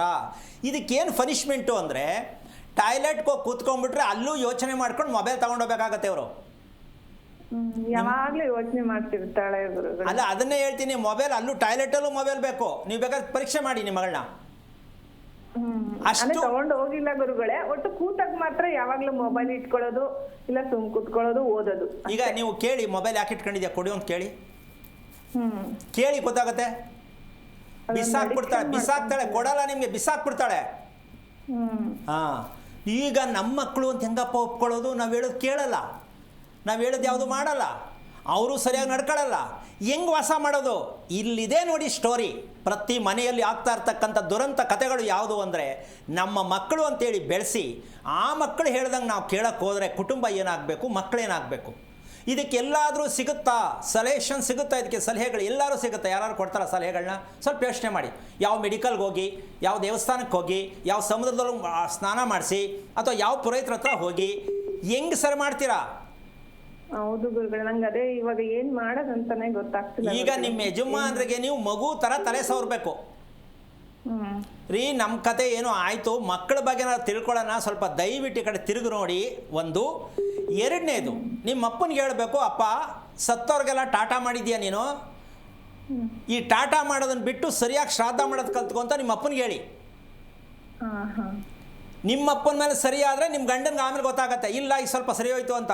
ಆ ಮಟ್ಟಕ್ಕೆ ಮಾಡೋ ತನಕ ಒಂದು 4-5 ವರ್ಷ ಬೇಕು, ನಾಳೆ ಬೆಳಗ್ಗೆ ರಿಪೇರಿ ಆಗಲ್ಲ. ಇದಕ್ಕೆ ಪೂಜೆ ಪುನಸ್ಕಾರ ಶಾಂತಿ ಹೋಮ ವರ್ಕ್ ಆಗಲ್ಲ. ಮಗು ನಮ್ಮಪ್ಪನ ಮನೆ ಅಜ್ಜಿ ತಾತನ್ಗೆ ಈ ತರ ಶ್ರಾದ್ದ ಮಾಡ್ಬೇಕು ಅಮ್ಮ. ಇವತ್ತೊಂದಲ್ಲ 700 ತಲೆ, ಅಂದ್ರೆ 700 ವರ್ಷದ ಕತೆ ನಾನು ಮಾತಾಡ್ತಾ ಇದ್ದೀನಿ. ಅವಳ ಹೆಸರೇನು ಇಟ್ಟಿದ್ದೀರಾ? ಯಾರ ಹೆಸರು ಗುರುಗಳೇ? ಮೊದಲನೇ ಮಗಳ ಹೆಸರು ನಮಿತಾ ಅಂತ. ಈಗ ಅಲ್ಲಿ ನೋಡಿ, ಹೆಣ್ಣನ್ನ ಲಕ್ಷ್ಮಿ ಅಂತ ಹೇಳ್ತೀವಿ, ಹೌದಮ್ಮ? ಹೌದು ತಾನೆ? ಹೌದು ಗುರುಗಳೇ. ಈಗ ಅಲ್ಲಿ ನಮಿತಾ ಅನ್ನೋದಕ್ಕೆ ರಾ ಅಕ್ಷರ ಇಲ್ವೇ ಇಲ್ಲ, ಲಕ್ಷ್ಮಿ ಆಗೇ ಇಲ್ಲ. ಅವಳು ತಪ್ಪ್ಯಾರ್ದು? ಗೊತ್ತಿರಲಿಲ್ಲ ಗುರುಗಳೇ. ಅಲ್ಲ, ಗೊತ್ತಿಲ್ಲದೆ ಇಷ್ಟೊತ್ತು ಮಾತಾಡ್ತೀನಿ. ಈಗ ಪುರೋಹಿತರು ಹೇಳ್ಬಿಟ್ರು ನಾ ಅಕ್ಷರ ಇಡು ಅಂತ, ಹೌದಲ್ಲಮ್ಮ? ಹೌದು ಗುರುಗಳೇ. ನೋಡಿ, ಒಂದು ಸಣ್ಣ ಉದಾಹರಣೆ ಕೊಡ್ತೀನಿ. ಒಂದು ಅಕ್ಷರವನ್ನ ಪುರೋಹಿತರು ಹೇಳ್ತಾರಮ್ಮ, ನಾ ಕ ಟ ಪ, ಇದ್ರ ಒಂದು ಇಟ್ಕೋ ಅಂತ ಹೇಳಿ. ಕೆಲವರು 5-6 ಅಕ್ಷರಗಳನ್ನೇ ಕೊಟ್ಬಿಡ್ತಾರೆ. ಆದರೆ ಇಲ್ಲಿ ಯಾವ್ಯಾವ ಸೇರಬೇಕಿತ್ತು? ನಂಬರ್ 1, ಮಗು ಯಾವ ತಿಂಗಳಲ್ಲಿ ಹುಟ್ಟಿದ್ಲು, ಆ ತಿಂಗಳಿಗೆ ದೇವರು ಯಾರಿದ್ರು, ಪ್ರತಿ ತಿಂಗಳು ಬರ್ತಕ್ಕಂಥ ಪೌರ್ಣಮಿ, ಆ ಪೌರ್ಣಮಿಯಲ್ಲಿ ಇರ್ತಕ್ಕಂತಹ ನಕ್ಷತ್ರ ಏನಿರುತ್ತೋ ಆ ನಕ್ಷತ್ರದ ಹೆಸರು ಅದು ಮಗುವಿಗೆ ಕೊಡಬೇಕು. ಮೊದಲು ದೇವರ ಮೂಲಕವಾಗಿ ನಾಮಕರಣ ಆಗಬೇಕು. ಇದನ್ನೇ ಮಾಸನಾಮ ಅಂತೀವಿ. ತದನಂತರ ವ್ಯವಹಾರ ನಾಮ ನೀವು ಇಡ್ತಿರಲ್ಲ, ಚಿನ್ನು, ಪಿಟ್ಟು, ಬೇಬಿ, ಇದೆಲ್ಲ ಇಡ್ತಿರಲ್ಲ, ಇದು ವ್ಯವಹಾರ ನಾಮ. ಇನ್ನು ಜನ್ಮನಾಮ ಯಾವುದು ಅಂದರೆ, ಆ ಮಗು ಹುಟ್ಟಿರ್ತಕ್ಕಂಥ ಅಕ್ಷರ ನಾ ಅಂತ ಬಂದಿಲ್ಲ, ಅದು ಜನ್ಮನಾಮ. ಈ 3 ಅಕ್ಷರಗಳನ್ನು ನಾಮಕರಣ ಮಾಡಬೇಕು ಅಂತ ನಮ್ಮ ಭಾರತ ದೇಶದಲ್ಲಿ ಯಾವ ಕಾರಣಕ್ಕೂ ಗೊತ್ತಿದೆಯಾ ಅಂತ ನನ್ನ ಪ್ರಶ್ನೆ. ನಾ ಅಕ್ಷರದ ಪಕ್ಕ ಯಾವ್ದು ಬರಬೇಕು, ಅದರ ಪಕ್ಕ ಯಾವ ಅಕ್ಷರ ಬರಬೇಕು, ಎಷ್ಟು ಅಕ್ಷರಗಳು ಬರಬೇಕು, ಇದನ್ನು ತಿಳಿದೇ ಇರೋರಿಗೆ ಜೀವನ ಪರ್ಯಂತ ಶಾಸ್ತ್ರ ಹೇಳೋರು 7.5 ಅಂತ ಹೇಳ್ತಾರಲ್ಲಮ್ಮ. ಈ ಮಗುಗೆ ಹೆಣ್ಣಿಗಾಗಲಿ ಗಂಡಿಗಾಗಲಿ ಹೆಸರಲ್ಲಿ ನಕ್ಷತ್ರಕ್ಕೆ ನಾಮನಕ್ಷತ್ರ ಮಾಸನಾಮ ಇದೆಲ್ಲ ಯಾವುದು ಹೊಂದಾಣಿಕೆ ಆಗದೇ ಇದ್ದ ಮಗುಗೆ ಪ್ರತಿ ಜೀವನ ಪರ್ಯಂತ 7.5 ನಡೀತಾ ಇರುತ್ತೆ. ಇದಕ್ಕೆ ಯಾವ ಕಾರಣಕ್ಕೂ ಬ್ರೇಕ್ ಆಗಲ್ಲ, ಜೀವನ ಎಲ್ಲ ಅನುಭವಿಸ್ಬೇಕು. ನೋಡಿ ಗ್ರಾಚಾರ ಹೆಂಗೆ ತಗೋತೀವಿ ನಾವು ಅಂತ.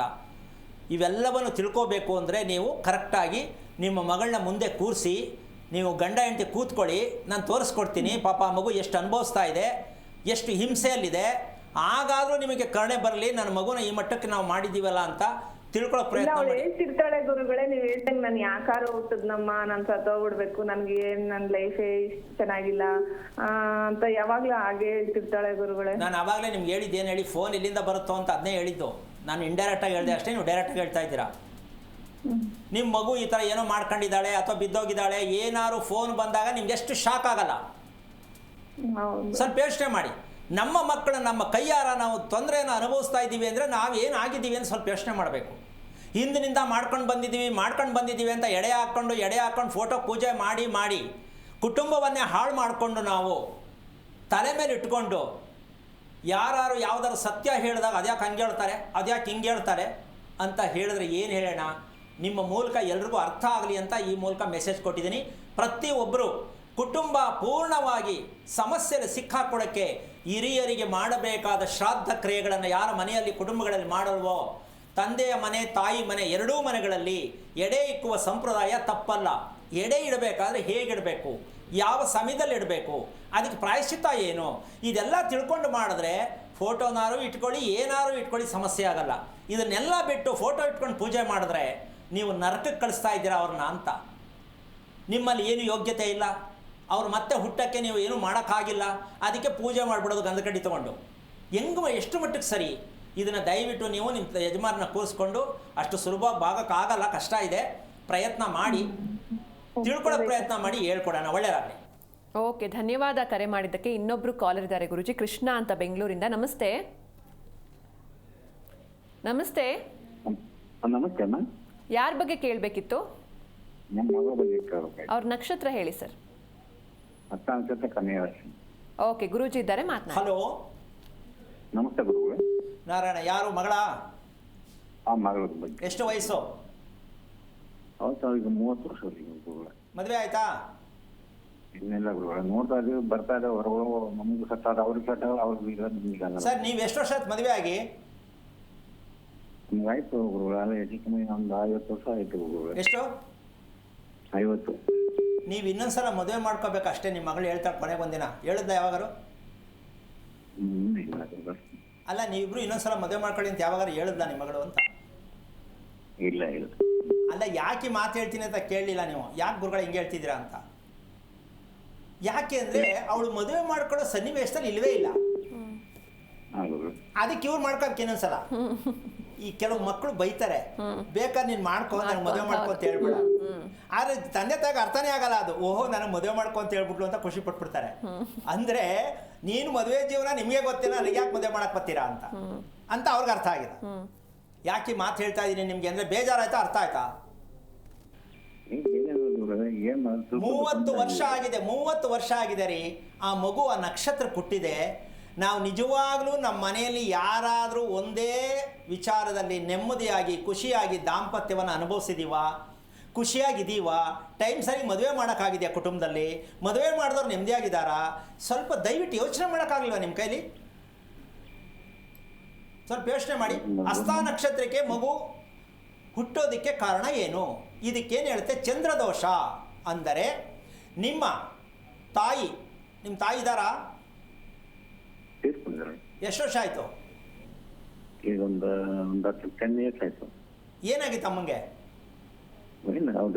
ಇದಾಗಿತ್ತು. ಸರಿ, ಅವನ್ನೆಲ್ಲಿ ಸಂಸ್ಕಾರ ಮಾಡಿದ್ರಿ? ಊರಲ್ಲಿ ಮಾಡೋದು. ಜಮೀನಲ್ಲ? ಹೌದು. ನಿಮ್ಮ ತಂದೆ? ಇಬ್ರು ತಿರ್ಕೊಂಡ್ರು. ಎಷ್ಟು ವರ್ಷಕ್ಕೆ ತೀರ್ಕೊಂಡ್ರು? ಅಮ್ಮ ತೀರ್ಕೊಂಡ್ಮೇಲೆ? ಅಮ್ಮ ತಿರ್ಕೊಂಡ್ರು 3-4 ತಿಂಗಳಿಗೆ. ಅವರು ಅಮ್ಮ ತಿರ್ಕೊಂಡ್ರು. ಅಮ್ಮ ತಿರ್ಕೊಂಡ್ಮೇಲೆ ನಮ್ಮ ತಂದೆ ಇದಾಗಿತ್ತು. ನಿಮ್ಮ ಅಮ್ಮ ಹೋಗಿದ್ದು ಸುಮಂಗಲಿ ತಾನೇ, ಮುತ್ತೈದೆ? ಹೌದು. ಹೌದು ತಾನೇ? ಹೌದು. ಈಗ ಅವ್ರಿಗೆ ಏನು ಮಾಡಿದ್ರಿ ನೀವು? ಶ್ರಾದ್ದ ಎಲ್ಲಿ ಮಾಡಿದ್ದೀರಾ ನೀವು? ಮಾಡೇ ಇಲ್ವಲ್ಲ? ಯಾಕೆ ಮಾಡಿದ್ವು? ಎಲ್ಲಿ? ಶ್ರೀರಂಗಪಟ್ಟಣ. ಏನು ಮಾಡೋದು? ಯಾರಿಗೆ ಮಾಡಿದ್ದು? ನಮ್ಮ ತಂದೆ ತಾಯಿ ಇಬ್ರಿಗೂ ಮಾಡಿದ್ವು. ಒಂದು ನಿಮಿಷ ಕೇಳಿಸ್ಕೊಳ್ಳಿ. ನಿಮ್ಮ ತಾಯಿ ಸತ್ತು 3 ತಿಂಗಳಿಗೆ ಅಪ್ಪ ಸತ್ರು. ಹೌದು. ಈಗ ಯಾರು ಮಾಡ್ತೀವಿ ಶ್ರಾದ್ದ? ಯಾರು? ತಾಯಿ ತಿರ್ಕೊಂಡ್ರು. ತಾಯಿ ತಂದೆ ಫಸ್ಟ್ ತೀರ್ಕೊಂಡ್ರು, ಆಮೇಲೆ ತಾಯಿ ತೀರ್ಕೊಂಡಿದ್ರು. ಒಂದು ನಿಮಿಷ. ಈಗ ಅವರಿಬ್ಬರಿಗೂ ಸಾವಿಗೆ 3-4 ತಿಂಗಳು ವ್ಯತ್ಯಾಸ, ಹೌದಾ? ಹೌದು. ಈ ರೀತಿಯಾಗಿದ್ದಾಗ ತಾಯಿಗೆ ಮಾಡೋದ, ತಂದೆಗೆ ಮಾಡೋದ, ಇಬ್ಬರಿಗೂ ಒಟ್ಟಿಗೆ ಮಾಡೋದ? ಈ ಸಮಸ್ಯೆ ಇದೆ ತಾನೆ? ಹೌದು. ಯಾಕೆ ತಿಳ್ಕೊಳ್ಳಿಲ್ಲ ನೀವು? ಕೇಳಿಸ್ಕೊಳ್ಳಿ, ಹೇಳ್ತೀನಿ. ಒಬ್ಬ ವ್ಯಕ್ತಿ ಸತ್ತಾರೆ, ಒಬ್ಬ ವ್ಯಕ್ತಿ ಮನೆಯಲ್ಲಿ ಸತ್ತಾರೆ, 1 ವರ್ಷದವರೆಗೂ ಸೂತಕ ಇರುತ್ತೆ. ಆದರೆ ನಮ್ಮ ಜನ ಒಟ್ಟಿಗೆ ಹೋದ್ಸಲ ಹೇಳ್ಬಿಡ್ತಾರೆ, ನಮ್ಮ ಜಾತಿಗಿಲ್ಲ, ಅದು ಬ್ರಾಹ್ಮಣರಿಗೆ ಅಂದ್ಬಿಡ್ತಾರೆ. 1 ವರ್ಷದ ಅವಧಿ ಒಳಗಡೆ 3 ತಿಂಗಳಿಗೋ 4 ತಿಂಗಳಿಗೋ 5 ತಿಂಗಳಿಗೋ ಇನ್ನೊಬ್ಬ ವ್ಯಕ್ತಿ ಸತ್ತಾರೆ. ಇವ್ರಿಗೆ ತಿಥಿ ಮಾಡೋದ, ಅವ್ರಿಗೆ ತಿಥಿ ಮಾಡೋದ? ಹಾಗಂತ ತಿಂಗಳಲ್ಲಿ 2 ತಿಥಿ ಮಾಡೋಕ್ಕಾಗತ್ತಾ? ಅಲ್ಲೊಂದು ಪ್ರಶ್ನೆ ಬರುತ್ತೆ. ಯಾಕೆ ಅಂದರೆ ಅವರು ತಿಥಿ ಮಾಡೋಕ್ಕೂ ಅವ್ರಿಗೆ ಯೋಗ್ಯತೆ ಇಲ್ಲದ ರೀತಿಯಲ್ಲಿ ಪಾಪ ತಗಲಾಕೊಂಡಿರ್ತಾರೆ. ಯಾಕೆ ಅಂದರೆ ಅವ್ರ ಅಪ್ಪ ಅಮ್ಮನಲ್ಲಿ ಮಾಡ್ಕೊಂಡು ಬಂದಿಲ್ಲ, ಅದಕ್ಕೆ ಮಕ್ಕಳು ಇವ್ರಿಗೆ ಮಾಡೋಕ್ಕಾಗಲ್ಲ. ಈಗ ಶಾಸ್ತ್ರ ಹೇಳೋರು ಒಬ್ಬೊಬ್ರು ಒಂದೊಂದು ಹೇಳ್ತಾರೆ, ಒಟ್ಟಿಗೆ ಸೇರಿಸ್ಬಿಡಿ ಅಂತ ಒಬ್ಬ ಅಂತಾನೆ, ಇನ್ನೊಬ್ಬ ಅಮ್ಮನಿಗೊಂದು ಮಾಡಿ ಅಪ್ಪನಿಗೊಂದು ಮಾಡಿ ಅಂತಾನೆ.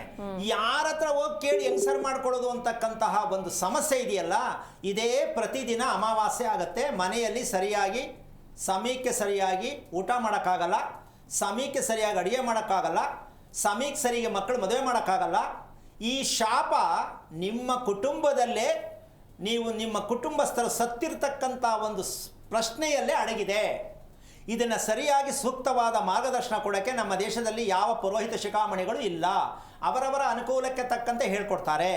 ಯಾವ ಸರಿ ಯಾವ ತಪ್ಪು ಅಂತ ಜನ ಅನುಭವಿಸ್ತಾ ಇದ್ದಾರೆ. ಈ ಸತ್ಯವನ್ನು ಪ್ರತಿಯೊಬ್ಬರು ಅರ್ಥ ಮಾಡ್ಕೊಳ್ಳಿ. ನೀವು ಫಸ್ಟು ನಿಮ್ಮ ತಂದೆ ತಾಯಿಗೆ ಮಾಡುವ ಕ್ರಮ, ಜೊತೆಗೆ ಭೂಮಿಯಲ್ಲಿ ಹಾಕಿರುವಂಥ ಒಂದು ಸಮಸ್ಯೆಯಿಂದ ನಿಮ್ಮ ಮನೆಯಲ್ಲಿ ರೋಗದ ಭಯ, ಯಾವಾಗಲೂ ನಮ್ಗೆ ಏನಾಗ್ಬಿಡುತ್ತೋ ಅಥವಾ ಮದುವೆ ಮಾಡ್ಕೊಳ್ಳೋಕ್ಕೂ ನಿಮ್ಮ ಮಗಳು ಯೋಚನೆ ಮಾಡ್ತಾಳೆ, ನಾನು ಮದುವೆ ಮಾಡ್ಕೊಳ್ಳ ಬೇಡವಾ ಅಂತ. ಈ ಭಯವನ್ನು ಕಾರಣ ನಿಮ್ಮ ಜಮೀನಲ್ಲೇ ತಂದೆ ತಾಯಿ ಹಾಕಿರುವ ಕಾರಣ ನೀವು ಯಾವುದಕ್ಕೂ ಮುಂದೆ ಹೋಗ್ಲಿಕ್ಕಾಗಲ್ಲ. ಅಕಸ್ಮಾತ್ ಸಟ್ಟಾಯಿತು, ಕಟ್ಟಾಗತ್ತೆ, ಅಥವಾ ಮದುವೆ ಆಯಿತು ಅಲ್ಲೇನೋ ಸಮಸ್ಯೆ ಆಗುತ್ತೆ, ಮದುವೆ ಆದಮೇಲೆ ಏನೋ ಸಮಸ್ಯೆ ಆಗುತ್ತೆ.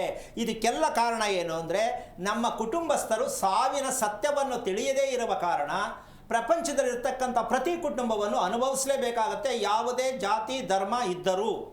ಈ ಸತ್ಯವನ್ನು ನೀವು ತಿಳ್ಕೊಳ್ಳೋಕೆ ಪ್ರಯತ್ನ ಮಾಡಿ. ನಿಮ್ಮ ಮಗಳಿಗೆ ದಯವಿಟ್ಟು ಮದುವೆ ಮಾಡಬೇಡಿ. ಫಸ್ಟು ತಿಳ್ಕೊಳ್ಳಿ, ಹಸ್ತ ನಕ್ಷತ್ರಕ್ಕೆ ಮದುವೆ ಮಾಡಿದ್ದು 1 ವರ್ಷದೊಳಗಡೆ ಇಬ್ಬರು ಸತ್ತಿದ್ದಕ್ಕೆ ಕಾರಣ. ಈ ತಿಳ್ಕೊಳ್ಳಿ, ಆಟೋಮೆಟಿಕ್ಕಾಗಿ ಮದುವೆ ಆಗುತ್ತೆ, ಅವಳಿಗೂ ಜೀವನ ಚೆನ್ನಾಗಿರುತ್ತೆ, ನೀವು ನೆಮ್ಮದಿಯಾಗಿರ್ತೀರಾ. ಒಳ್ಳೆಯದಾಗಲಿ. ಓಕೆ, ಧನ್ಯವಾದ ಕರೆ ಮಾಡಿದ್ದಕ್ಕೆ ಗುರೂಜಿ. ಇನ್ನು ಕೊನೆಯದಾಗಿ ಏನು ಹೇಳ್ತೀರಾ ನಮ್ಮ ವೀಕ್ಷಕ? ಇಲ್ಲಿ ವಿಷಯ ನೋಡಮ್ಮ, 30 ವರ್ಷ 31 ವರ್ಷ 32 ವರ್ಷ ಆದ್ರೂ ಮಕ್ಕಳು ಮದುವೆ ಆಗಿಲ್ಲ ಅಂದ್ರೆ ಅದನ್ನ ಏನು ಶಾಪ ಅನ್ಕೊಳ್ಳೋದಾ, ಕರ್ಮ ಅನ್ಕೊಳ್ಳೋದಾ, ಏನೋ ಅವ್ರು ಇಷ್ಟ ಬಂದಂಗೆ ಹೇಳ್ಕೊತಾರೆ. ಆದರೆ ಸರಿಯಾದ ಸಮಯಕ್ಕೆ ಯಾವುದು ಮನೆಯಲ್ಲಿ, ಅದಕ್ಕೆ ಹೇಳಿದೆ, ಸರಿಯಾದ ಟೈಮ್ಗೆ ಅಡುಗೆ ಮಾಡೋಕ್ಕೂ ಊಟ ಮಾಡೋಕೆ ಆಗಿಲ್ಲ ಅಂದರೆ ಆ ಮನೆಯಲ್ಲಿ ಏನಾಗಿರುತ್ತೆ ಅಂತ ನೀವೇ ಯೋಚನೆ ಮಾಡಿ. ಎಷ್ಟೋ ಜನ ಯೋಚನೆ ಮಾಡ್ತಾರೆ, ದಿನ ಯಾರು ಅಡುಗೆ ಮಾಡ್ತಾರೆ ಅಂತಾರೆ, ಹೌದು ಅಲ್ಲಮ್ಮ. ಆಮೇಲೆ ದಿನ ಯಾರು ಊಟ ಮಾಡ್ತಾರೆ ಅಂತಾರೆ. ಯಾಕೆಂದ್ರೆ ನಿರಾಶಾದಾಯಕವಾದ ಜೀವನ ಏನಕ್ಕಾಗ್ತಾ ಇದೆ, ಮಾನಸಿಕ ರೋಗ ಯಾವುದು ಅಂದರೆ ಇದೇನೆ. ಮಾಡಬೇಕು, ಮಾಡೋಕ್ಕಿಷ್ಟ ಇಲ್ಲ, ಅಡುಗೆ ಮಾಡಿದ್ದೀನಿ ಊಟ ಮಾಡೋಕ್ಕಿಷ್ಟ ಇಲ್ಲ, ನಿದ್ದೆ ಬತ್ತೈತೆ ಮಲಗೊಳಕ್ಕೆ ಇಷ್ಟ ಇಲ್ಲ, ಮದುವೆ ಮಾಡಬೇಕು ಯಾವ ಗಂಡು ಒಪ್ತಾ ಇಲ್ಲ. ಇವೆಲ್ಲವೂ ಕೂಡ ಮಾನಸಿಕ ರೋಗಗಳೇ. ಮದುವೆ ಆಗಕ್ಕೆ ಮುಂಚೆ ಇರುವಂಥ ಗಂಡು ಹೆಣ್ಣಿಗೆ ಮಾನಸಿಕ ರೋಗ ಇರೋ ಮಕ್ಕಳಿಗೆ ನೀವು ಮದುವೆ ಮಾಡಿದ್ರೆ ಅವರು ರಿಟರ್ನ್ ಬರ್ತಾರೆ, ವಾಪಸ್ ನಿಮ್ಮನೆಗೆ ಬರ್ತಾರೆ. ಆಮೇಲೆ ಮತ್ತೆ ನೀವು ಕೋರ್ಟಲ್ಲಿ ನಿಂತ್ಕೋಬೇಕಾಗತ್ತೆ ಕಟ್ಕಟೆಯಲ್ಲಿ. ಈ ಸಮಸ್ಯೆಯನ್ನು ಸರಿ ಮಾಡ್ಕೋಬೇಕಂದ್ರೆ ಮಾನಸಿಕ ರೋಗವನ್ನು ಪ್ರತಿಯೊಬ್ಬ ಮಗುವಿನಲ್ಲಿ ಹುಟ್ಟುವಾಗಲೇ ಬಂದಿರುತ್ತೆ ಅಂತ ನೀವು ಡಿಸೈಡ್ ಮಾಡ್ಕೊಳ್ಬೇಕು ಅಂತ ಅಲ್ಲ, ತಿಳ್ಕೋಬೇಕು. ಈ ತಿಳಿಸುವಂಥ ವಿಚಾರ ನಾನು ಮಾಡೋಣ, ನೀವು ತಿಳ್ಕೊಳ್ಳೋ ಪ್ರಯತ್ನ ಮಾಡ್ತೀನಿ ಅಂದರೆ ಅಂತ ಹೇಳ್ತಾ ಕಾರ್ಯಕ್ರಮ ಮುಗಿಸ್ತಾ ಇದ್ದೀನಿ. ಜೈ ಶ್ರೀರಾಮ್. ಖಂಡಿತ ಗುರೂಜಿ, ಇನ್ನು ಇಷ್ಟು ಹೊತ್ತು ಸಾಕಷ್ಟು ವಿಷಯಗಳನ್ನ ತಿಳಿಸ್ಕೊಟ್ರೆ ಧನ್ಯವಾದಗಳು. ನೋಡಿದ್ರಲ್ವಾ ವೀಕ್ಷಕರೇ, ಇವತ್ತಿನ ಸಂಚಿಕೆಯಲ್ಲಿ ಗುರುಗಳು ಮಾನಸಿಕ ರೋಗದ ಅರ್ಥವೇನು ಅಂತ ತಿಳಿಸಿದ್ರು. ಇದಾಗಿತ್ತು ಇವತ್ತಿನ ವಿಶೇಷ. ನೋಡ್ತಾ ಇರಿ ಜೀ ಕನ್ನಡ ನ್ಯೂಸ್, ಸತ್ಯವೇ ಸುದ್ದಿಯ ಜೀವಾಳ. ಹೆಚ್ಚಿನ ಮಾಹಿತಿಗಾಗಿ ಸಂಪರ್ಕಿಸಿ ಶ್ರೀಮಾನ್ ಶ್ರೀ ಪುರುಷೋತ್ತಮ್ ದೇಶಿ ಗುರೂಜಿ, ಶ್ರೀ ಧರ್ಮ ಮಾರ್ಗ ಕಚೇರಿ, ನಂಬರ್ 532, ಮಲಥಳ್ಳಿ ಮುಖ್ಯ ರಸ್ತೆ, ಬೆಂಗಳೂರು 560056. ಸಂಪರ್ಕಿಸಿ 9148639933, 861891523, 91082588834.